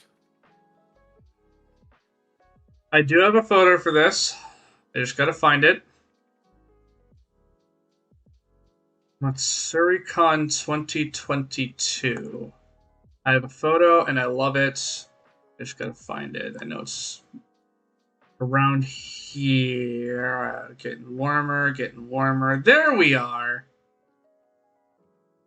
There we are. So, during the pandemic, as many of us did, I got into streaming. I got into streaming just before the pandemic, but like I did it a lot more during the pandemic because we had nothing better to do other than for me make YouTube videos. But like I used to stream 3 times a week, guys. So during that, me, Ryan, Nikki, and Pike did a full playthrough of Doki Doki Literature Club. And it was a lot of fun. That was my 3rd time playing the game. It was Ryan's first time. Nikki, I think, knew what happened. I think that was at least Pike's 2nd time. So when lockdowns lifted and we got back to doing cons, Pike lives in Cali, so Pike unfortunately couldn't join us. But me, Nikki, and Ryan did a Doki Doki Literature Club group, and I talked Ryan into being Sayori because he voiced Sayori for the playthrough. So that is how we got a almost complete Doki Doki Literature Club group. There's us 3. Nikki mid pose, but there's me, there's Ryan, there's Nikki. I'm sure I have a better picture. I do. Okay, let me post the picture where we're not moving around. If Pike was with us, we would absolutely have Pike be Natsuki, but didn't pan out that way. At the Persona post says at the Persona photo shoot at Otakon 2025, a fellow Junpei cosplayer and I were mourning over 2 fallen Persona 3 spoilers. He whispered in my ear, "Hey, you're doing great." Good. Next week, select theaters will be showing Ponyo. Next month, feeds showing The Sound of Music. Oh yeah, I heard about that. So I wanted to show that photo. I really like that picture of the three of us. We have not done that cosplay group since. Ryan does not like wearing wigs, but I talked him into it. So, all right, spin to win.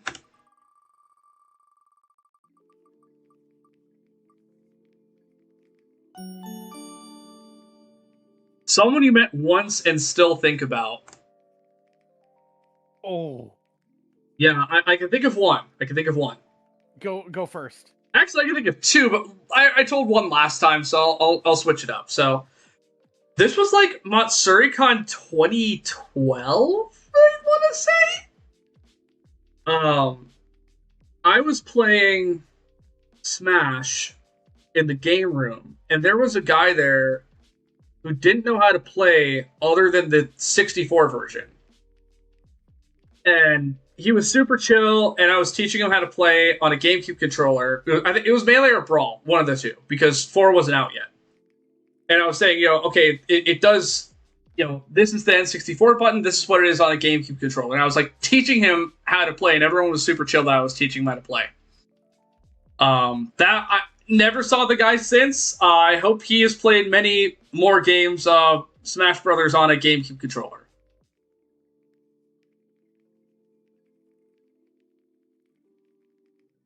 Oh, this is just in general, like at a con, at any kind of con. That's why it's Connoisseur Roulette.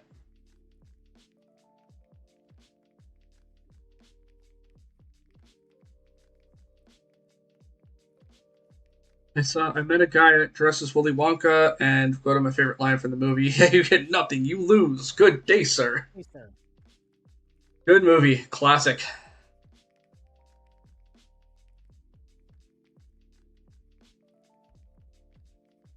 Yeah, I'm trying to think of one that like I actually lost contact with, but yeah, because that was just a dude. I think I got his name near the end, but I've never seen him since. This was over a decade ago, so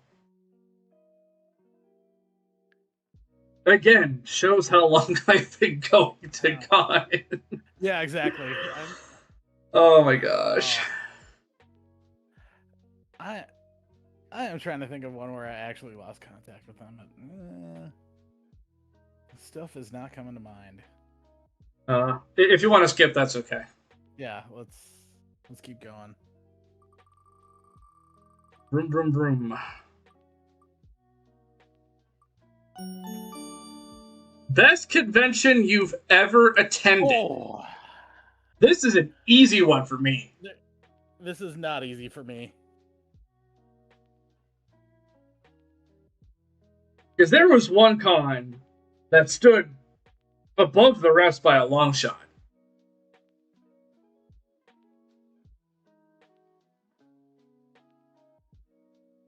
Early con, it's a special Muppet exhibit opening, but I met Dave Goles and Karen Prowell. I also saw a woman who dressed her baby as Kermit. Cute. Also, there was a Jim Henson themed cosplay contest. The man on stage was dressed like the Swedish Chef. Amazing. And kept saying bork, bork, bork, bork, bork, bork. I mean, I just do that anyway. I do that without being dressed as the Swedish Chef.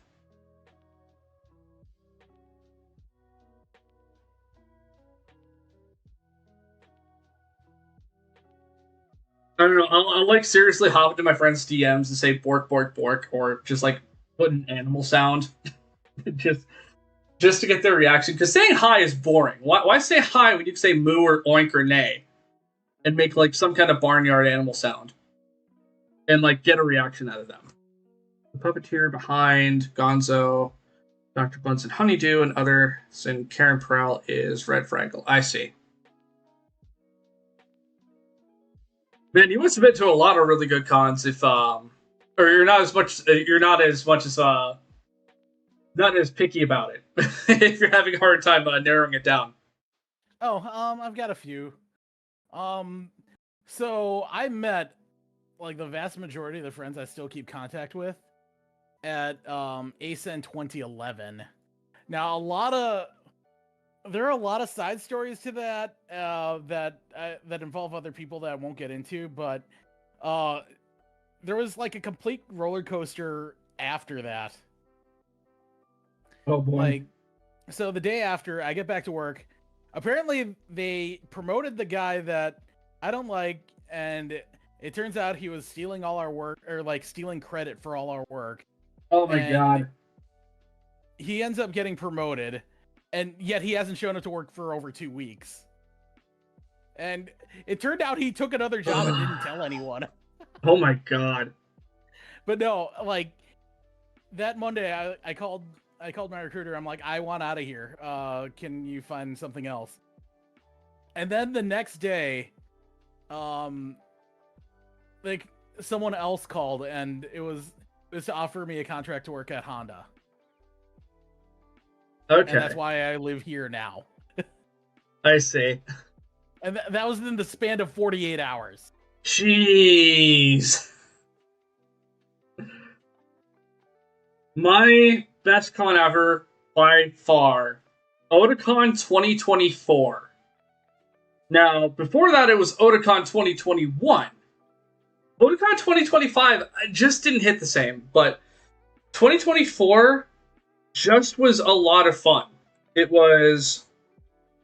I'm from the Midwest, and I'm used to going to smaller Midwest cons. So when I first went to Otakon, I don't care if the dealer's room was half the size it should be. I was like oohing and awing at everything, and it was so cool and fun and exciting. 2024 was fun. I don't even remember specifically why. It was just a really good time, really good vibes. I met Max Middleman. If you saw my Osomatsu video, that Max Middleman clip was from Otakon 2024, and he had to vet my channel to make sure I wasn't like a drama channel or something. So it was very cool of him to do that video shout out for the Osomatsu video. But I digress. That was from that. Met some cool people, hung out with some friends, hung out with Kate. Gosh, what else did I do? It was just a lot of fun. Oh yeah, we did some photo shoots. The Danganronpa photo shoot was fun. The I don't think I went to the Persona shoot. I don't remember if I did. I hope I get to talk about the My Hero Academia shoot from this past year. I hope that comes up during the stream, because I have some stories about it. Very cool and very smart with the vetting of him. Yeah. Max was cool. That was the second time I ever met him. Last time I met him, the first time I met him was ShumatsuCon 2017. Oh yeah, okay, so it must have been 17 then. Yeah, that was because he was with Zach Aguilar. Okay. And Zach was super young. I saw him there. He was just there on his phone hanging out. But yeah. Before he was Byleth. Yeah. Alright, bedtime. Oh! Any story from 2014 or earlier. I'm so glad you're here, because if it's the normal bunch of people that show up, a lot of people don't have stories for this because they didn't start going to cons till like 2019, whereas we've been going way longer. Yeah. Oh, how do I pick one? There's so many good ones.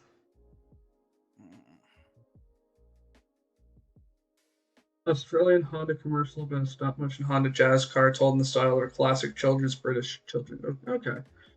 Yeah. Went to a Jim Henson. That's the fit. The Hugh Jazz. Hugh Jazz. I'm a Hugh Jazz. I'm gonna level with you. That was a crank call. This is a crank call that backfired, and I like to bail out now. It's one of the best moments on The Simpsons. Yeah. But yeah, any story from 2014 or earlier.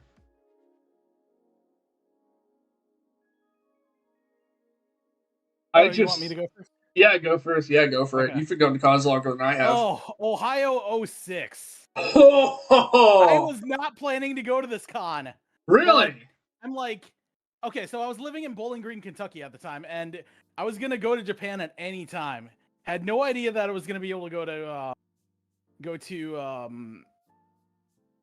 OhioCon, because like there was a chance I would go to Japan in January, which it didn't happen until March. But I'm like, okay, I need it's only like a 5-hour drive. I should go. So I ended up going. Did not tell anybody though. Like, yeah, I'm here. I want to see everybody before I leave for Japan. And yeah. Fabulous. Okay, I'm looking through old photos because I want one with a photo that goes with it. MatsuryCon 2011. Oh yeah. So sometimes when I do this stream, I'll have a 7-minute video, part of a 7-minute video, playing before the stream starts. So I guess I can go into a little detail about that now, because we have the opportunity. So, Matsurycon, a lot of cons will do like a Pokemon challenge of some kind. Like, you'll have to face a bunch of gym leaders and then play in a tournament. MatsuryCon did that in 2011. And there was a Dave cosplayer in the hallway from Homestuck, along with, I think, a Venusaur cosplayer. And I'm pretty sure the Venusaur was the gym leader and the Dave was the challenger. The Dave cosplayer was making a scene. In a funny way. He was, like, shouting out his Pokemon's moves. Here, I could play the audio. Just to give an idea of what this sounds like. Most epic Pokemon battle in the whole universe happening right here. Hi. Venom off! Use Venom Shock! Ha! You'll never be able to stand up against my poison types! Don't die! And it was just out in the hallway near one of the lobbies at the Greater Columbus Convention Center. Oh, did it go? I didn't hear anything. Oh, it was just on the stream. But it was really funny because as the battle went on, more and more people gathered around to witness this battle. It was amazing. I never did those Pokemon challenges. Okay, I did one. That was a few years ago, but I had that's a separate story. Why wasn't the waiting screen this time? I didn't feel like it. Most of it was placed for international versions of Blue's Clues. I did not. But that is the story of the Dave cosplayer near the lobby. It's fun to look back on, especially because the convention center has since been renovated, so it looks completely different. But I don't know. I think that kind of encapsulates the vibes. Hey, Pedro. It encapsulates the vibes of cons back then. Yeah. Did you see the picture I posted in chat? Yes, I showed it on stream. From that era. This one. Ha! Oh, that's amazing. Okay, the crazy thing about this is from 2008, which that's back when the dragons were actually good. But it perfectly encapsulates what it's like to be a Dragons fan now. Oh, that's awesome.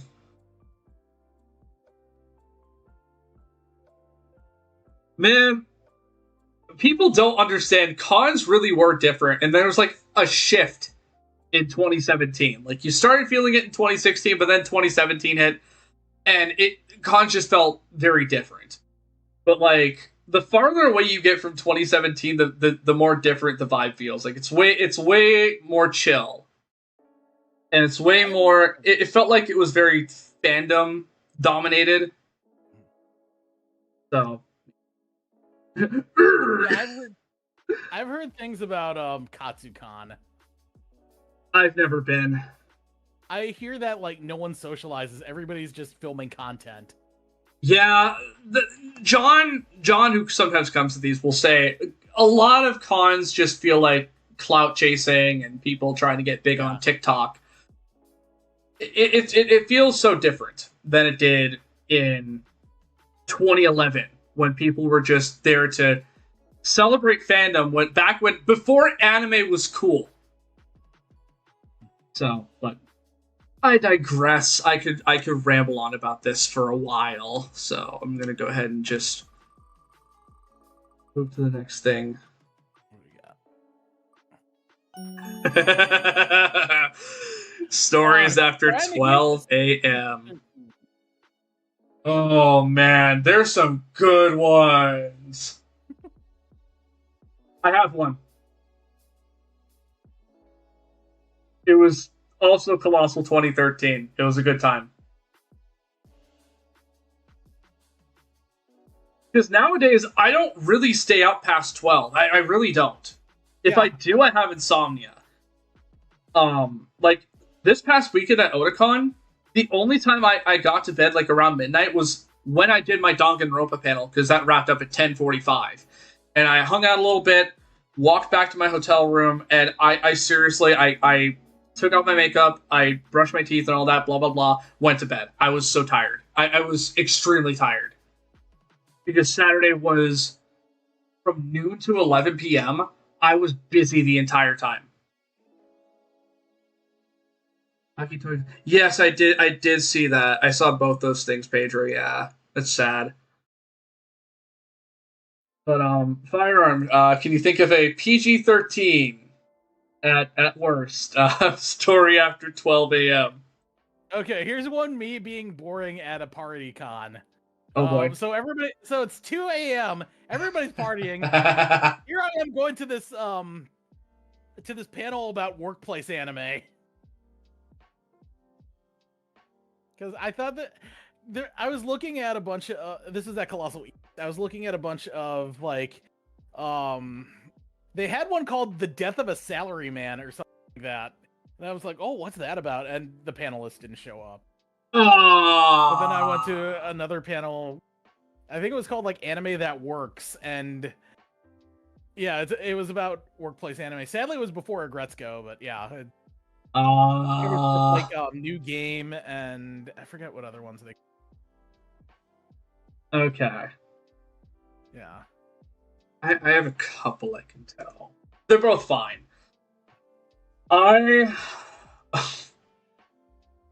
So to preface this a little bit, Colossal Con 2013, the hotel TVs at the Kalahari, you, out of the box, could not hook up anything to it. It's just how the TV was programmed. If you tried plugging in an HDMI cord, it wouldn't work. If you tried plugging in just regular, composite cables, it wouldn't work. We had to look up a guide online to get it to work so we could play Smash Brothers and whatever the hell on the TV. I remember when we got to work and how relieved I felt. And we were just like, nobody changed the channel for the rest of the con. We don't want to have to do this all over again. But anyways, after jailbreaking the TV, the day after, it might have been the same day or the day after the whole room party incident with Steve. It was me, Magitech, one of my Pro Smash player friends, and my online friend. I had an online friend who I'd been friends with since there used to be a Smash Brothers Facebook alike. And I ended up meeting a guy on there. We played. It turns out he was from Michigan, which is one state north of me. And we finally met in person that con, because he roomed with us. And I thought that was awesome. So it was like, we stayed up late playing Smash. We played Brawl until like 2 in the morning. And it was just a good time. At some point, someone tripped over the Wii control, all the GameCube controllers, because they were too drunk. But man, that was good vibes. Good times. We were all very exhausted, I recall. But we just wanted to chill and play Smash for a while. So that is one of my more boring stories after 12 a.m. I have others, but that's like one that it required a bunch of other sub stories, but it was good vibes. Oh, any story from 2015 to 2019? I have so many. You go first, because oh man, pinpoint it.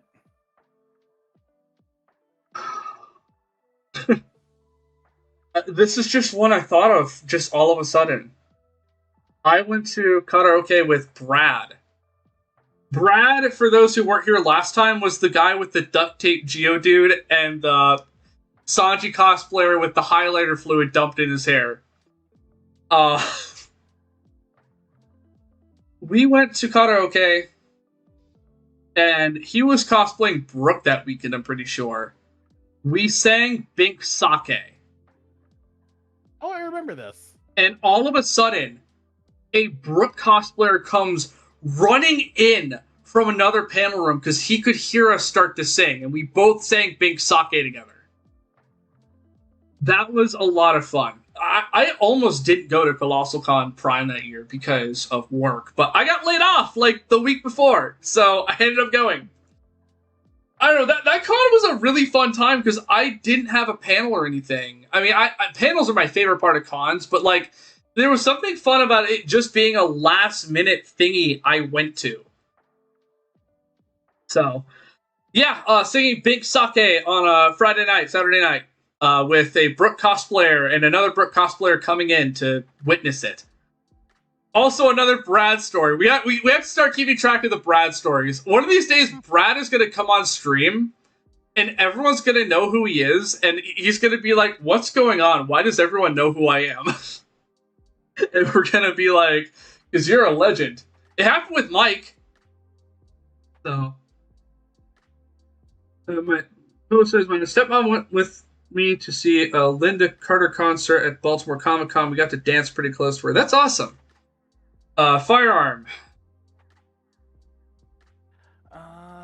The first thing that comes to mind is, okay, this is ShimatsuCon 2015. So I think it was reported earlier that day that Leonard Nimoy had passed away. Right, that was 2015. I was at work when that was announced. Yeah, so I gathered people up. I think we had 5 people, but we decided to do, in memoriam of Leonard Nimoy, a game of Space Munchkin. Oh, Munchkin's so fun. Yes.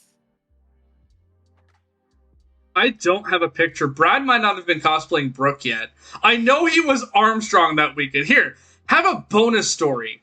So, Brad is known for his ingenuity, as we all know. You know, the highlighter fluid in the hair and the duct tape Geodude. There were 2 Full Metal Alchemist photo shoots on the same day that weekend. One in the late afternoon, one in the evening. So Brad shows up cosplaying Armstrong, and he has like those plush muscles on, and he tried taping a mustache to his face, and it didn't stick. I'm trying to find a good picture of Brad specifically. And I don't know, there was something really funny about it. Because the first thing I do, me being me, is I go up and give his biceps a squeeze, because it was a full, like, plush muscle suit.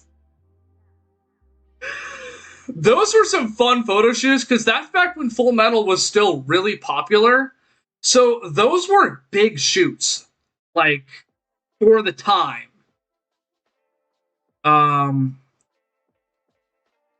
God, where's a good picture of Brad? I remember when, like for ASEN, they would, I think Full Metal Alchemist took up the entire loading dock area. They used to have the photo shoots outdoors. Oh, here we go. Yeah, Sloth choking. Have, like, 4 different doors doorways where we could take the pictures. And yeah, they took up all of them. Wow. Here's Sloth choking Brad. Like, Brad made the gauntlets and everything. But yeah, that's the plush muscle suit. Yeah, the first thing I did is I went up to Brad and I squeezed his bicep. I love Brad. I wish I could see him more often, but he lives too far away. So, there you go. You got a bonus story out of me. From just because it was another Brad story. I miss him all the time. Ooh, game tournament story. Did you ever do any tournaments? Uh, I've done a couple. I've done a few. I'm trying to remember. I didn't get into the Ishokan Tetris tournament. Yeah, I don't think I ever got into any tournament. Okay. Because I've done a few over the years, mostly back in my college days. So I entered. Okay, which one do I want to tell? Do I want to retell the Shumatsukan story, or do I want to tell a kind of more controversial one? You know what? I'll do the more controversial one. So this was Anime Punch 2011. So there was a brawl tournament, and I was playing Meta Knight, as I do. I dropped Ness by that point. I was tired of like the 95-5 matchup with Marth, but it was really late into Brawl's competitive life. Like, people were really getting burned out on it. I was like, F it, Meta Knight. But anyways, I entered the tournament. There was someone else there. What should we call him? I don't want to use his... He's infamous. Let's say that. You know what? He's infamous. Let's call him Cole. He's not Cole McGrath. I'm just going to call him Cole. So, Cole has a reputation. There was a video floating around about Cole for a while. I know Cole has since mellowed out, is cool now, but there was a time. But anyways, I did not like Cole. Cole was a bully. Would play Ice Climbers and just troll the whole time. So there was a Game & Watch player in the tournament who didn't put up with that BS, that Ice Climber BS in Brawl. Because sure, it didn't have wobbling, but Ice Climbers could do a bunch of dumb crap. But anyways, I'm playing friendlies with Magitech. Magitech was there and can vouch this happened. All of a sudden on the main stage, you hear like this, like, you know Muscle Man in regular show when he gets angry goes, we heard that from the stage, and we hear controllers getting destroyed to a pulp. And we're watching, we stop our game, and we look over and look what's happening. There's Cole throwing a fit because he lost his set. Because his Ice Climber bullcrap didn't work. And there he was, getting hauled off by convention security. I went to college with Cole for one class, and all of a sudden, after that con, he stopped showing up.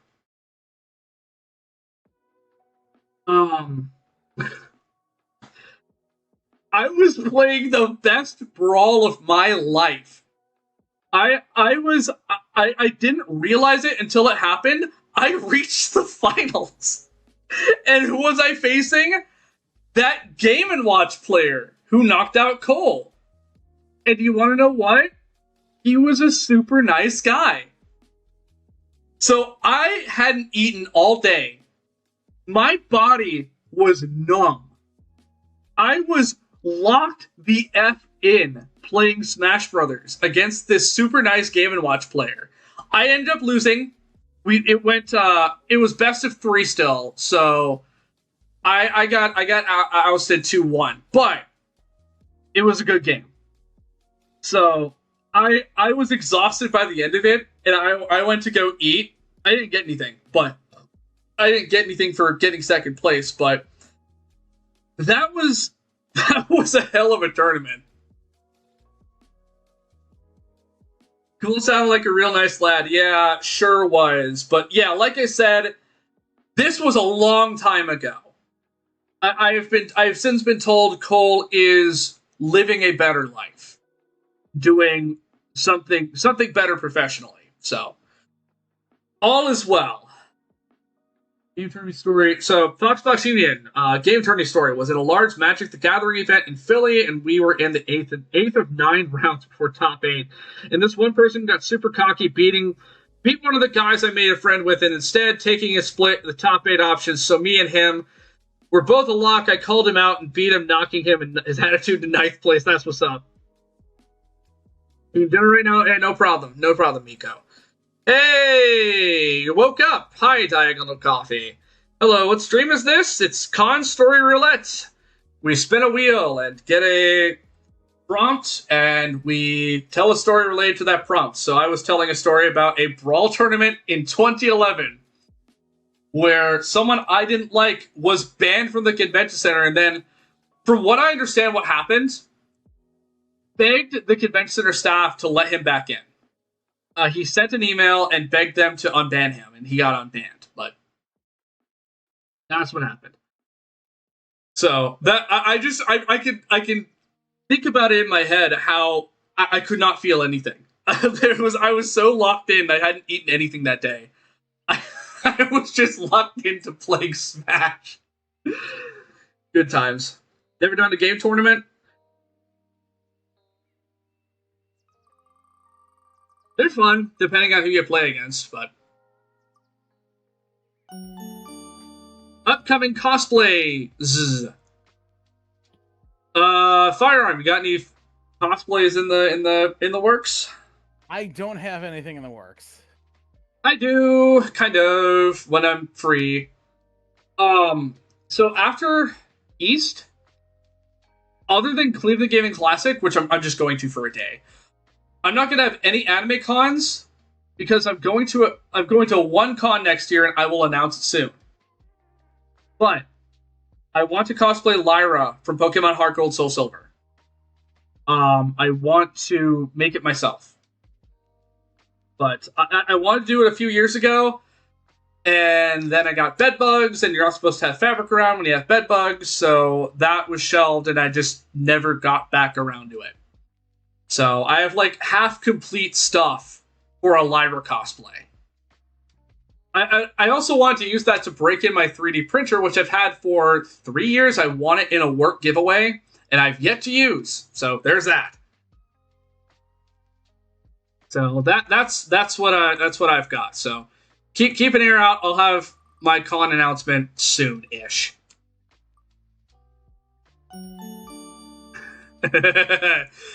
Oh boy, Q&A panel story.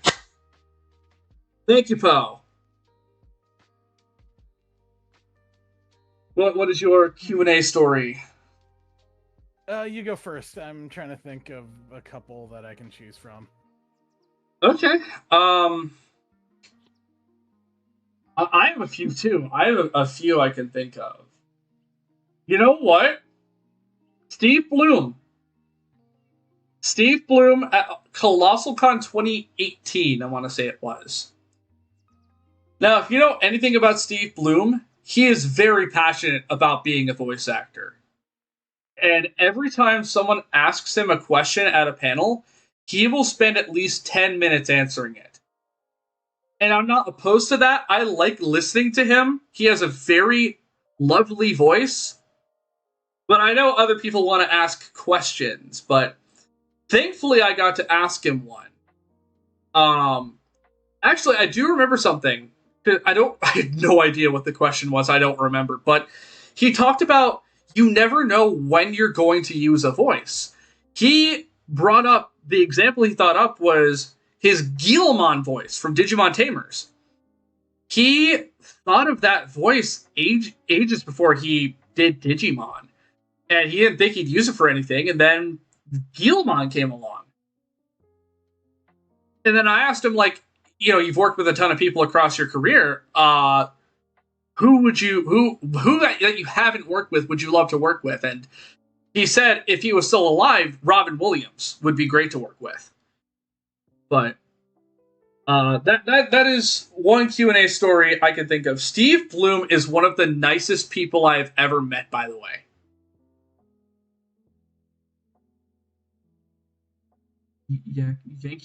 Yankee Doodle? Probably. I love Steve Bloom. Yeah, recipes Robin Williams. Just the other day was the 11-year anniversary of him passing.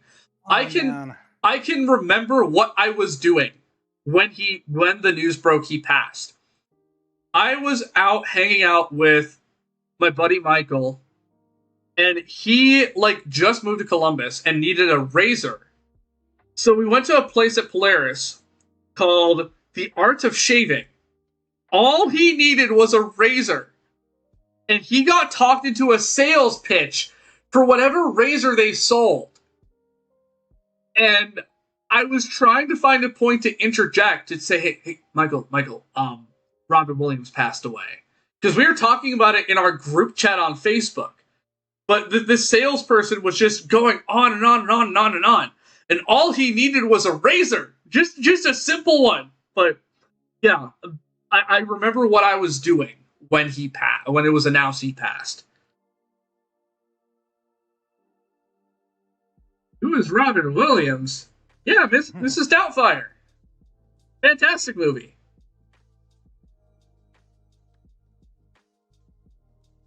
Oh, gosh. Yeah, the genie in Aladdin. I remember when I heard about his passing, we were in Memphis, and it was my older brother's birthday, and we were eating at a Mexican restaurant. After I finished eating, Mom showed me the news. Yeah, it's just like, it feels like everyone remembers what they were doing because it was so sad and it was so sudden. Oh, it's good to hear. My friend is a huge Spike Spiegel and Cowboy Bebop fan. I am too. And would love to meet Steve. I have my Blu-ray of Cowboy Bebop signed by him. Yeah, it's awesome. I went outside, leaning on a pole, listening to Don't Stop Believing. Yeah. Yeah, it's so sad. But firearm Q&A panel story. Q&A, okay. Yeah, but let's go. Let's go to Anime Weekend Atlanta 2018. There was a Spire Q&A, and I was wearing my dragon stuff, and whoever was running the Q&A panel was like, "Yeah, we're gonna do Q&A," because I had just signed up for the VIP access on the spot, because like I really want to get in on this, and they're like, "Yeah, you can." You get in, we'll do a Q&A, and then take a picture with the band afterwards. And I'm like, oh shit, I gotta get my Spire jersey. So I run up to my room, get back down. Luckily, it was in the same hotel, but yeah, get back down. The band actually saw that. They're like, oh, it's Dwala, it's Dwala.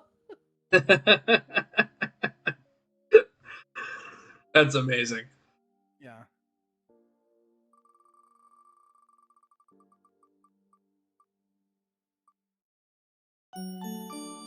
Dream voice actor / other guest meeting. Oh, I know my answer for this.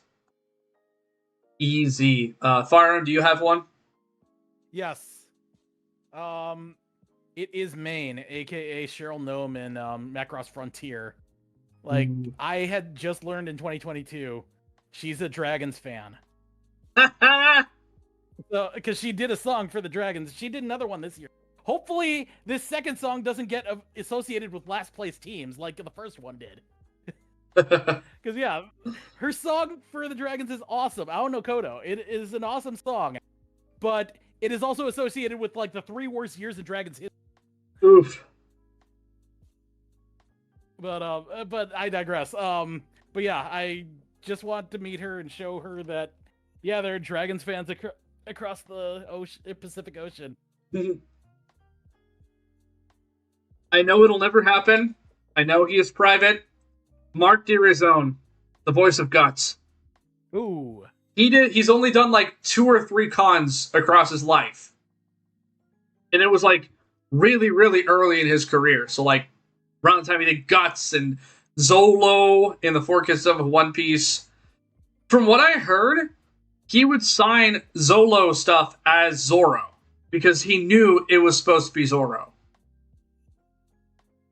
But yeah, I would freaking love, and I know he would make bank if he went to a con.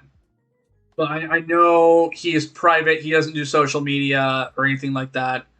Like, the last picture I'm aware of that we got of him was him making a silly sad face in a Santa hat that he sent to Michael Sinter-Nicholas, like, a few years ago.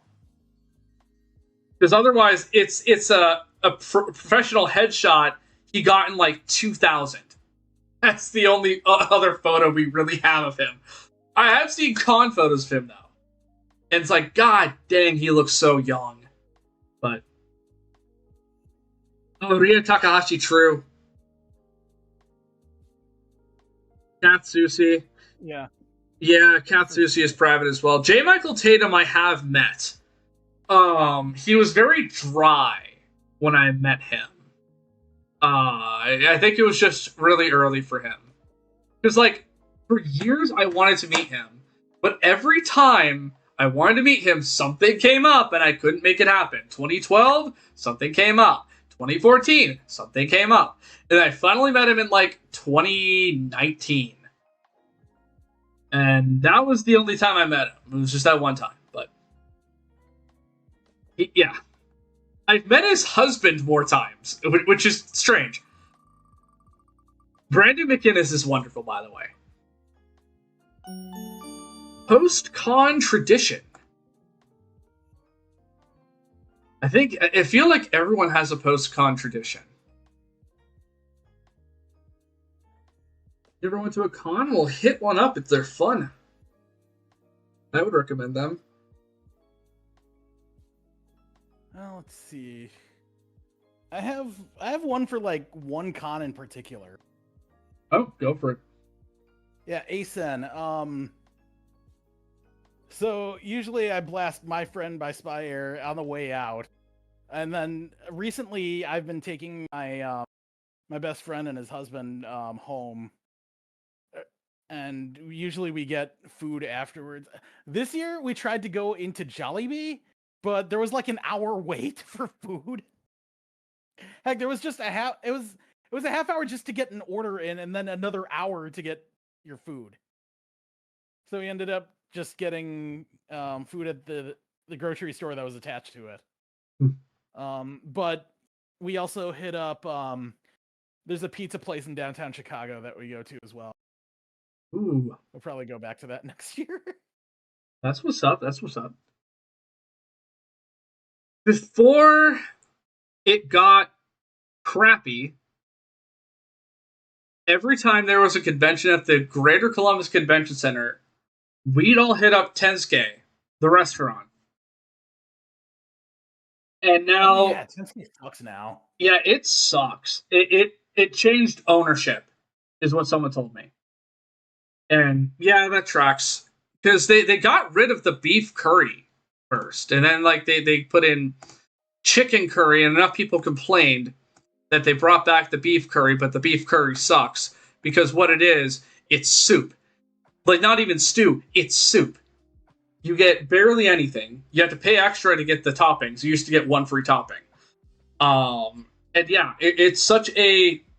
It used to be such a dense curry full of flavor and vegetables and meat, and now it's just a soup.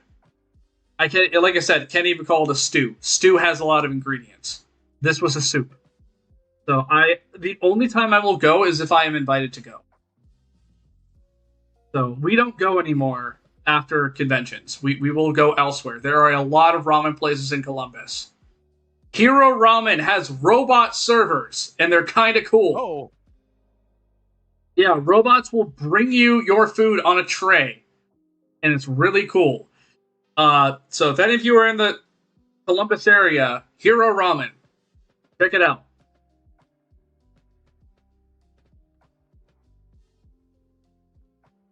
That reminds me, I gotta go to that place. There's a place that has the same name as a Metaphor villain in hitting it up at Matsuri-con. Most money you have ever spent at a con. I think I know what my answer is. I think I know where I spent the most money. Like at the convention, or just getting to, or like, does that include travel expenses? I would say at the convention, not counting food. I think I know what my answer is.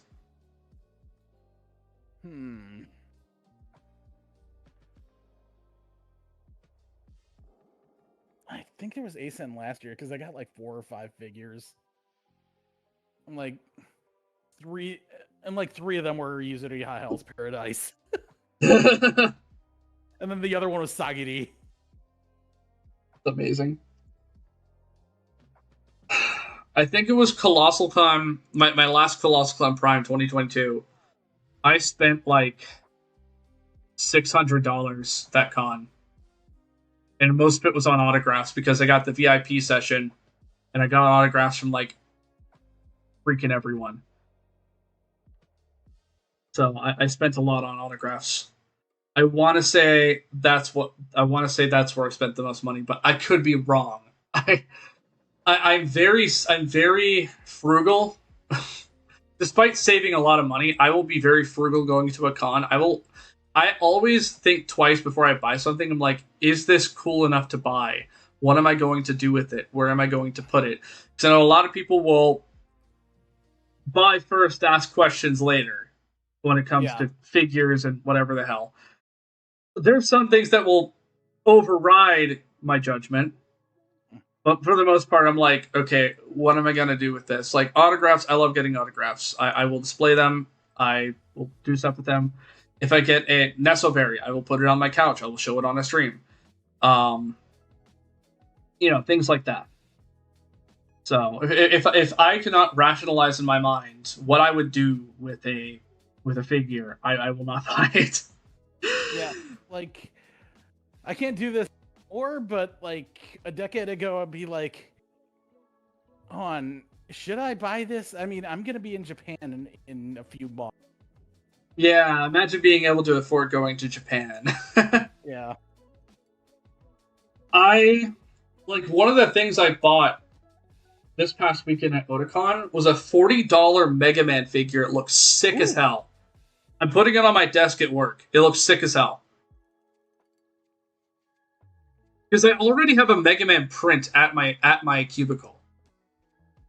And I got that from SakaiCon. Because there was an artist who had a Mega Man print, a classic Mega Man. Yeah. And I'm like, I will take it. And from what the person told me, like, their husband ran the booth.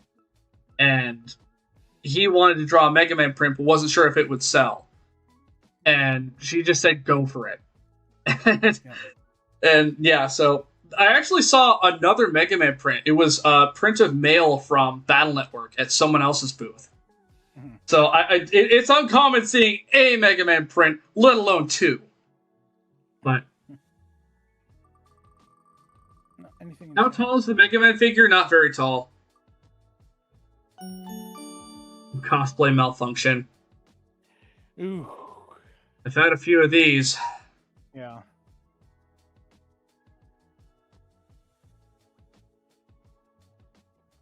Admittedly, the lower part of the Hakama in my Senta cosplay is too big, because you order it from China and you assume it's too small, or like it's smaller than what they say it is.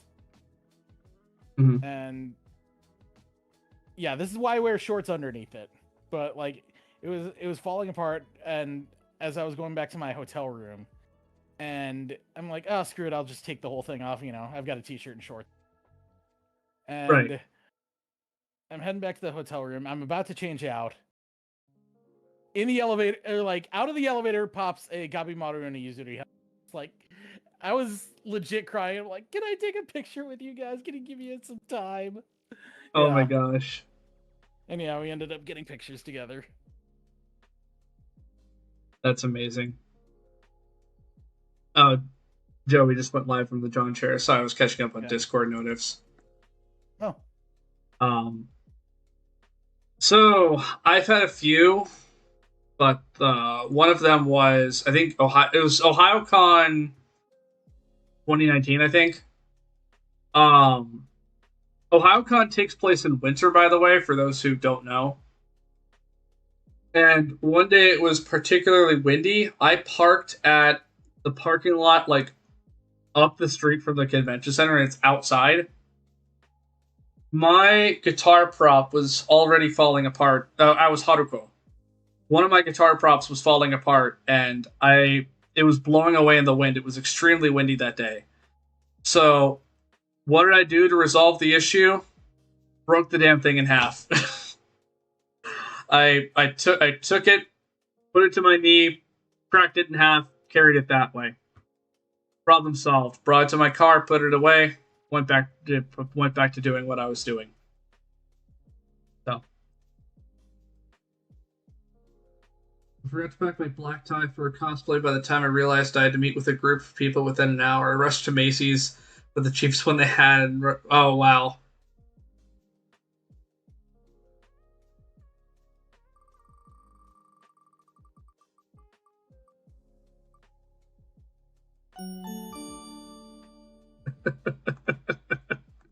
Game room story. I'm sure most stories we have about the game room are about the smell. Yeah. For those who don't go to cons, the sweaty, smelly people go to the game room, and it smells like a locker room. Yes. If it isn't like one of the big, well, even then, if you're just near people, but like, yeah, if it doesn't have a high ceiling, you're screwed. Game room is where they set up video games, arcade games like DDR, fighting games like Street Fighter and Blaze Blue Cross Tag Battle. I've seen that there. Otakon 2025 had Persona 4 Arena Ultimax, and of course I had to play Chie while I was cosplaying Chie. Yeah. I ended up playing against a Yu Narukami cosplayer at some point. I wish I got a photo of us playing, because that was really fun. But that's what the game room is. Yeah, arcade. They'll have consoles set up. People play Smash Brothers, Nickelodeon All Stars Brawl, Mario Kart, and people just kind of hop in and play. Do you have a good game room story? I thought of one that's kind of topical today because of trending video games. Oh boy. So, late night hours at Ikasukan, big con. Mm-hmm. There's other stuff going on, like karaoke, I think it just ended. And I'm like, you know what? I want to do something fun in the game room. Like, they were using my PS3, which is a Japanese. Oh, that's what's up. So I thought, hey, you know what would be fun? I have all 3 DVDs of Japan World Cup. And how about we run these and just get the reaction of people that have never seen it before? That's amazing. Okay, for those that don't know what Japan World Cup is, it's that really crazy horse racing videos, if you've seen those. You got the limousine sized horse, you got the guy that's the one that's just 2 people running in a cardboard horse. Stuff like that. I know what you're talking about.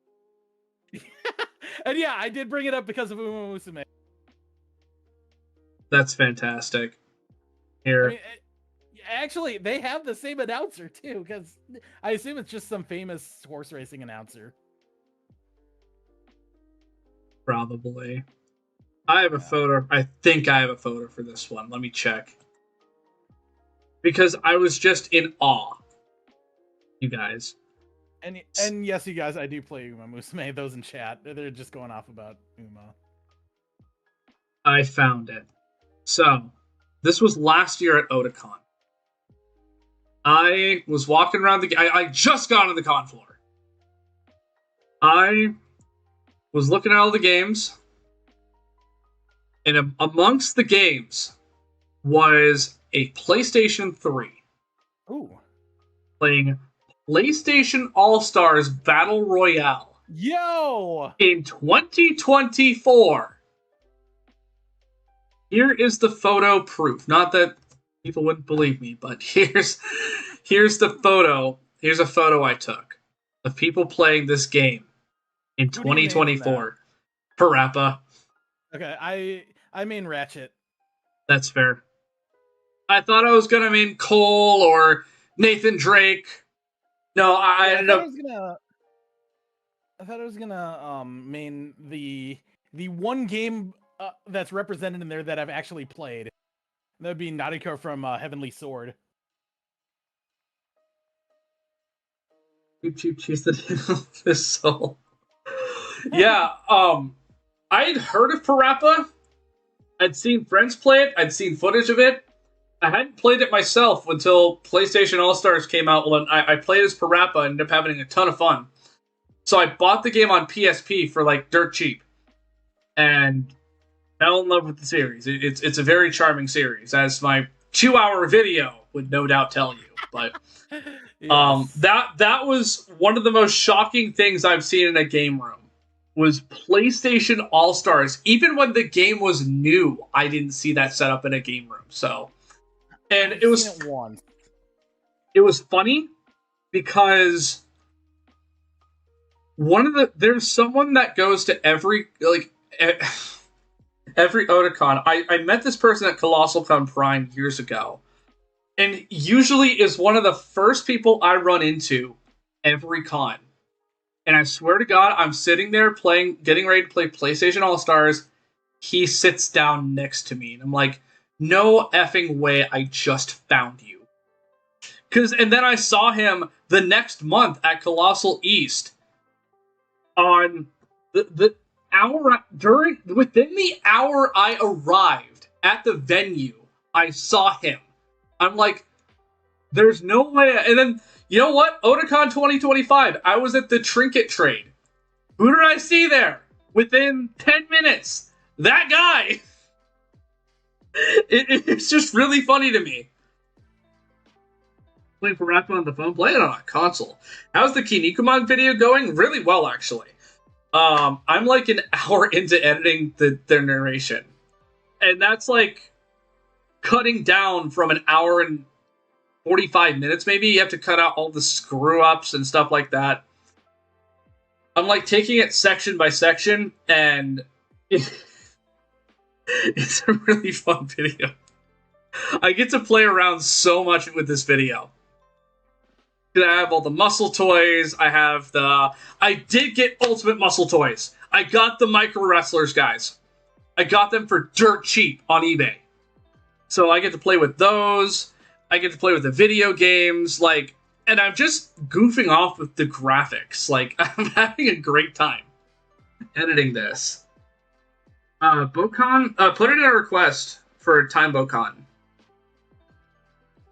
Because then I can have another excuse to talk about Tatsunoko versus Capcom. But yeah, that's one of my most recent game room stories last year. Yeah, we've gone through 38 prompts. God. Oh no! Encounter with normies. Oh shoot. I have so many stories about this. Firearm, you go ahead. I'm trying to think of a good one. I have a good one because of what con it was and where we were. You probably thought of it first, so you should go first. Okay. I'm trying to think of one that's actually entertaining.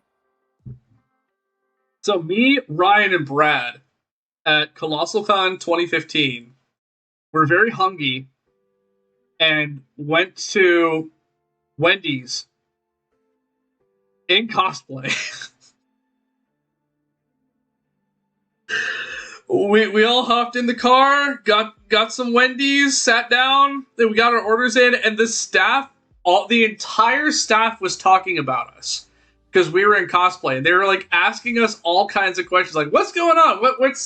Why are you guys dressed up? What are you dressed up as? Is there a thing going on?" I don't know. It was super innocent. They weren't making fun of us or anything. They were just confused, a little confused, curious, So I don't know. I thought that was a lot of fun going to Wendy's and just getting some nuggies in cosplay. With Ryan and Brad.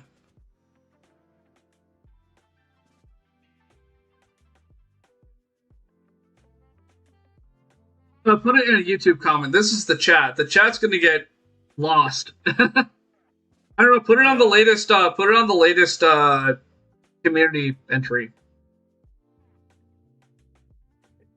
Yeah, I'm trying to think of one that's actually entertaining because, like, most of my encounters with normies are just nothing, like, nothing out of the ordinary.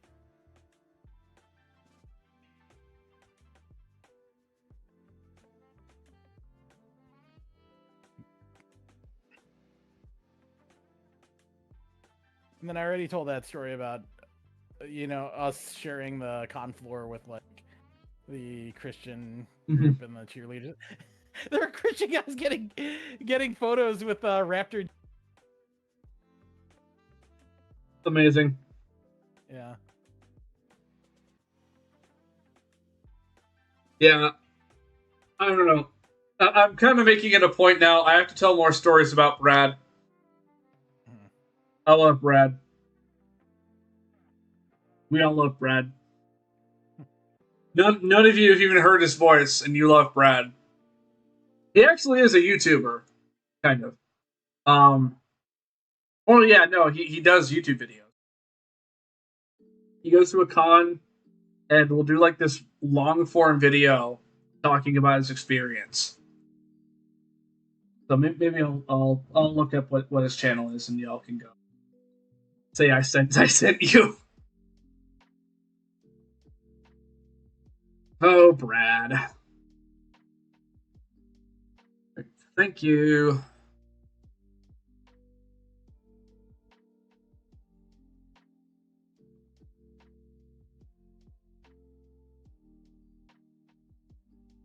Alright, what's going on? Did you have a good normie story? No, not really. Okay.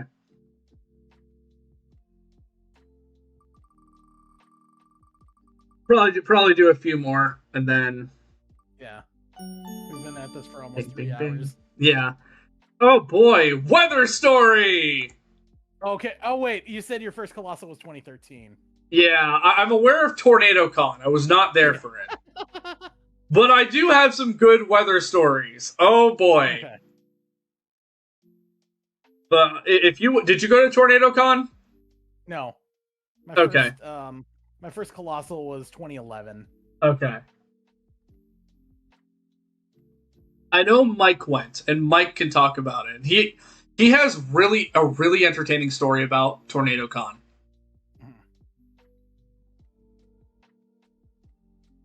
But like a lot of my weather stories are about winter weather. So I'll let you go first, though. So the ASEN this year, we basically had a dry hurricane on Friday night. There was like dust being kicked up everywhere. It wasn't safe to be outdoors. Luckily, I was in the con center and not in like one of the skyways. But yeah, it was legit safe, not safe to be outdoors. Oh God. So I'm pretty sure I've told this one before, but I can say it again because there's a lot of people here who don't come to these or haven't been to these before. So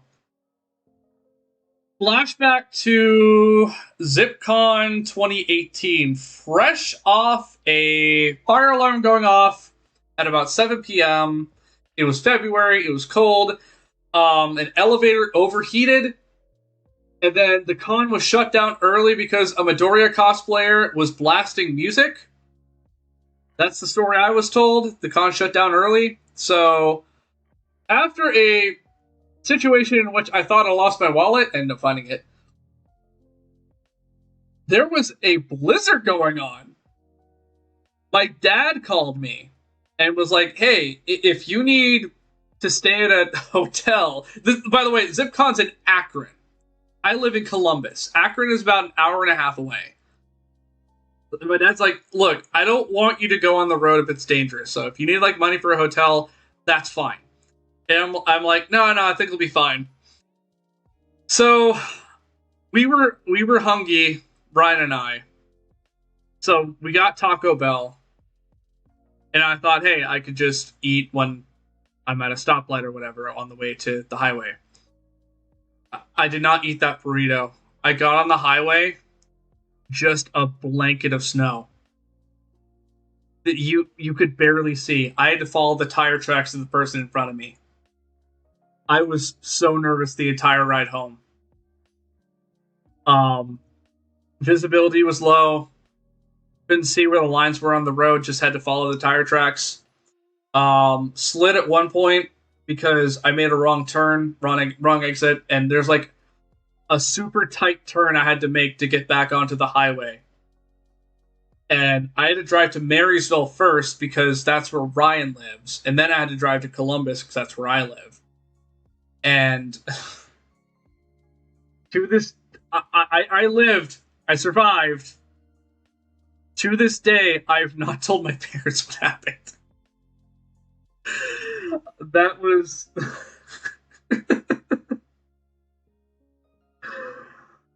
that was a very, very stressful ride home, and I got home and ate my cold Taco Bell burrito and went to bed and recovered from how my nerves being shot. I was locked in on driving home and getting us home safely. But I'll tell you this, Ryan is the best passenger. Like, I'll say that all the time. When Ryan goes on a trip with me, we will not shut up the entire trip. We will talk the entire time. And it's always great. So, that's the story of how I risked it all to get home to Columbus through a blizzard. We'll do a couple more. Yeah.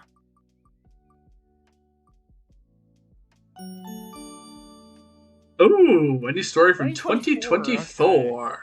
I'm gonna have to think about this one. Let me look I've at got a lot photos. to choose from. Let me look at photos. Yeah. Because I have... This one needs some time. Yeah, I mean, I already told a few stories from 2024. Yeah. Ooh, I could tell a gaming con story. I went to Korg's Con last year. Did I do anything super fun at Korg's? I don't think I did. Oh, yes! I can talk about this. So, there was a booth at Korg's Con, which is the Central Ohio Retro Gaming Society at the Ohio Expo Center. So, it's a great con, great group of people that show up. So, early on when I was browsing the booths, I came across a booth selling graded games, complete in box, some in shrink wrap, but all of them were graded. One of the games I saw was Mega Man, the original with the shitty box art. Yeah, with the shitty box art. Look how pristine that is. I think it's like a 9.6. Oh, damn. It did not have a price tag. I was not going to buy it. I was just painfully curious how much a near a mint condition Mega Man on the NES went for. And it was like $6,000. Yo! And there were other games in that booth too, but Mega Man obviously caught my attention. Like Super Mario Land 2 you could see there. I don't remember the other games. I wish I took a picture of the whole booth. And the people running it were super nice.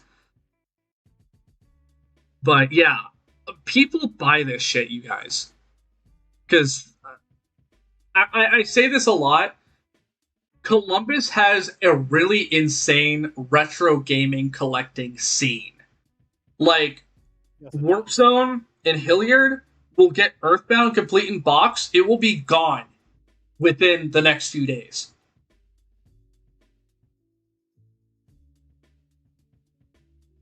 Yeah, so it's hardcore here. I love the retro game scene here. Like, we have so many retro game stores. We have Play It, we have Warp Zone, we have VGMX. We have Pixel Palace out in Delaware. And everyone knows everyone. Like, all the stores know each other. And I'm in the Facebook group. I'm in a Facebook group for retro gaming in Central Ohio. And, like, people will buy, sell, and trade all the time and throw around insane amounts of money on retro video games. But I digress. I just that is my 2024 story for now. Just I've never told that on stream. The $6,000 complete in box sealed copy of Mega Man on the NES.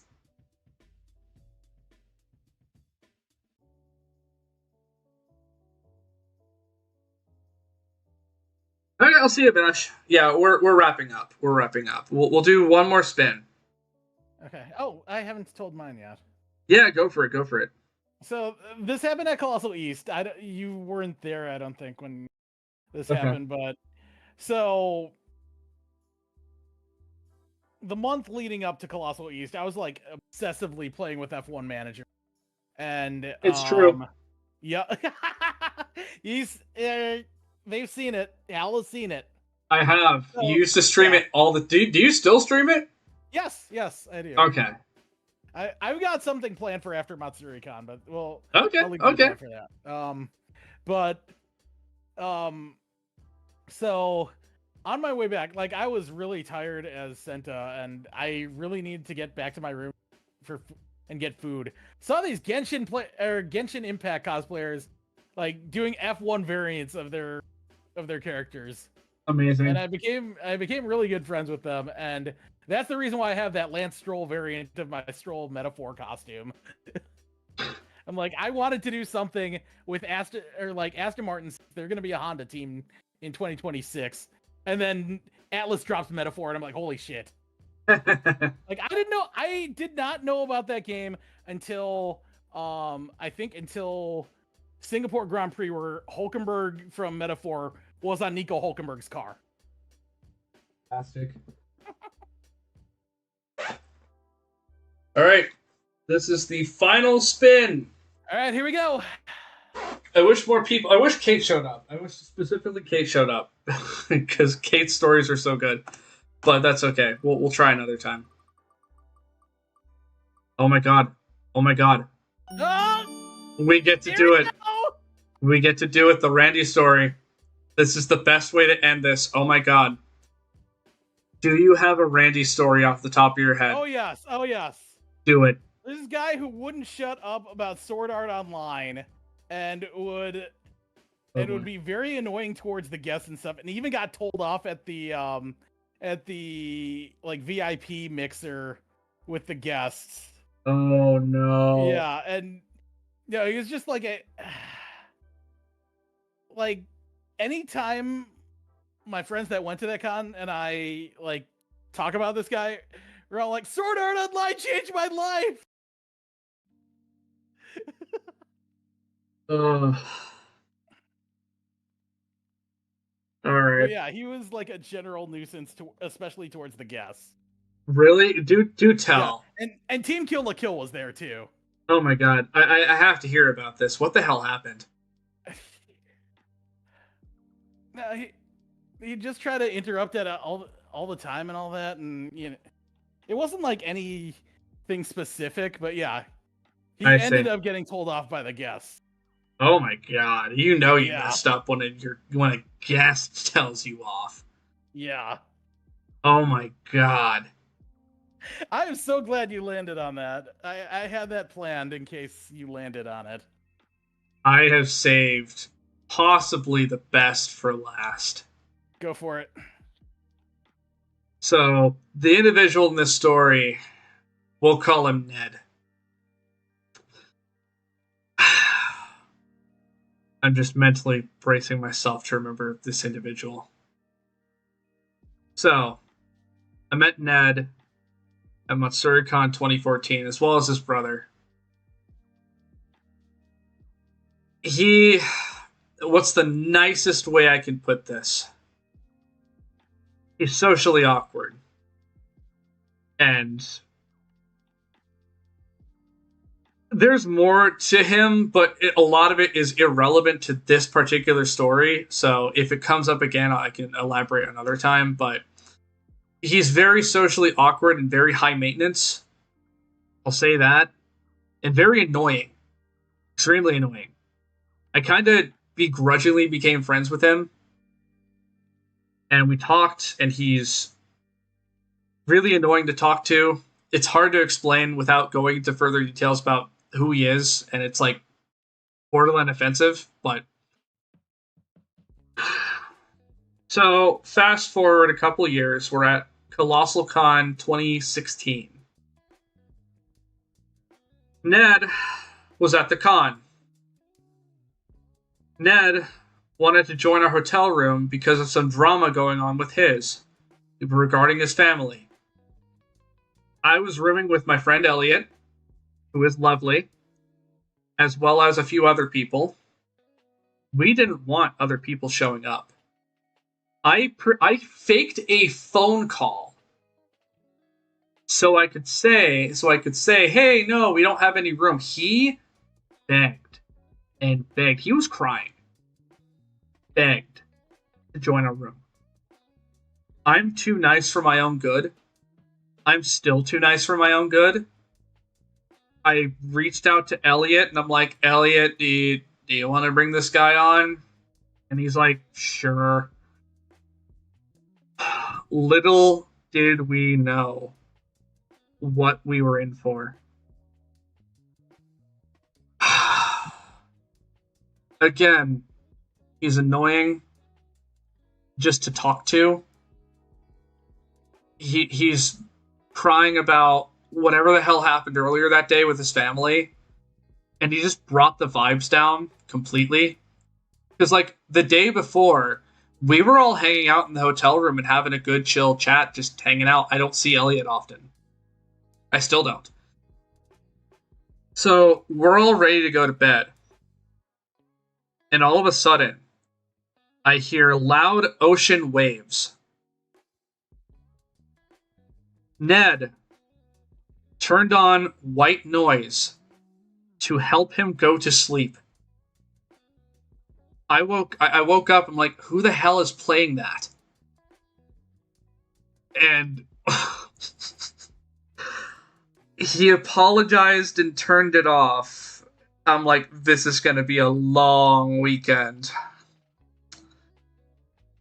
And we got back to the hotel room. I drove with someone up. That Saturday, I don't even remember what was happening, but I texted my friend a smiley face emoji with a water pistol, as it is known now. I'll let you fill in the blanks from there. I was done. He was being so annoying and wouldn't shut up, wouldn't let us sleep. He was bringing the mood down. I texted my friend and said, do you want to just go home? My friend agreed. Saturday night, I got my stuff, got in the car, drove back to Columbus. I didn't have anything going on Sunday, so I had nothing to lose other than the otaku fair thingy where people could just trade off their stuff. I got home around midnight, collapsed on my bed, and didn't want to think about Colossal Con. That was one of the most miserable hotel room stays I've ever had because of Ned. I would stop being friends with Ned some years later. That's a whole other story, but I don't know how bad of a hotel roommate you've had. But have you ever had one so bad you left the con early? That is my Randy story. Yeah, I don't think I've ever heard that. John, it is exactly who you think it is. I called him Ned partially for a reason.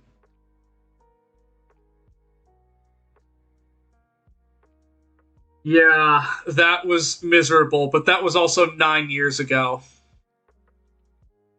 So, I have other stories about this Randy, but very few of them happened at a con. Actually, you know what? I'll talk about the last time I made contact with Ned. By this point, I had blocked him on every platform. I blocked his number. I blocked his Facebook. I blocked his Discord. because a lot of things. All of them boil down to he's insufferable. So, I'm minding my own business, right? Just hanging out in the lobby by a statue at Colossal Con. Hey, buddy, how's it going? I haven't seen you in a while. I felt my blood run cold. It was Ned. Sat down next to me like he was a good buddy of mine. Could not get the hint that I do not want to talk to him ever again. And he's like, "You look tense, buddy. How you feeling? Okay?" And I'm like, "No, I'm fine. I'm just really busy. Yeah." And he wonders why I don't answer his calls or his texts because his number is blocked. But anyways, that was the story I was hoping we would end on. Yeah. So, I have 100% had such bad roommates that I left at con early. John, I wish you were here sooner to partake in such stories, but that was... And the thing is, that's the worst hotel con story I have that I can tell on stream. There's one that was way too deep into... I can't tell this on YouTube territory. But I have a few stories like that. But that's one I can tell on stream. Anyways, this has been a ton of fun. My brother should be back soon. And he'll take care of the dog from here. She's been quiet. I think she's just sleeping now. But anyways, you get to go home tonight. Oh yeah, I'm Okay. heading. He's just out for the day. He went to go do a LAN party with some friends. They're playing like Counter-Strike and stuff. Okay. But anyways, thank you all for joining. I think this is the most consistent viewers we've had. I saw a lot of new faces. Yeah, thanks Poe for coming by. I'm glad I got to meet you at Otakon. And I'll see if they're still watching One Piece. I had some friends still watching One Piece. So until next time, take care. Yeah, thank you for having me.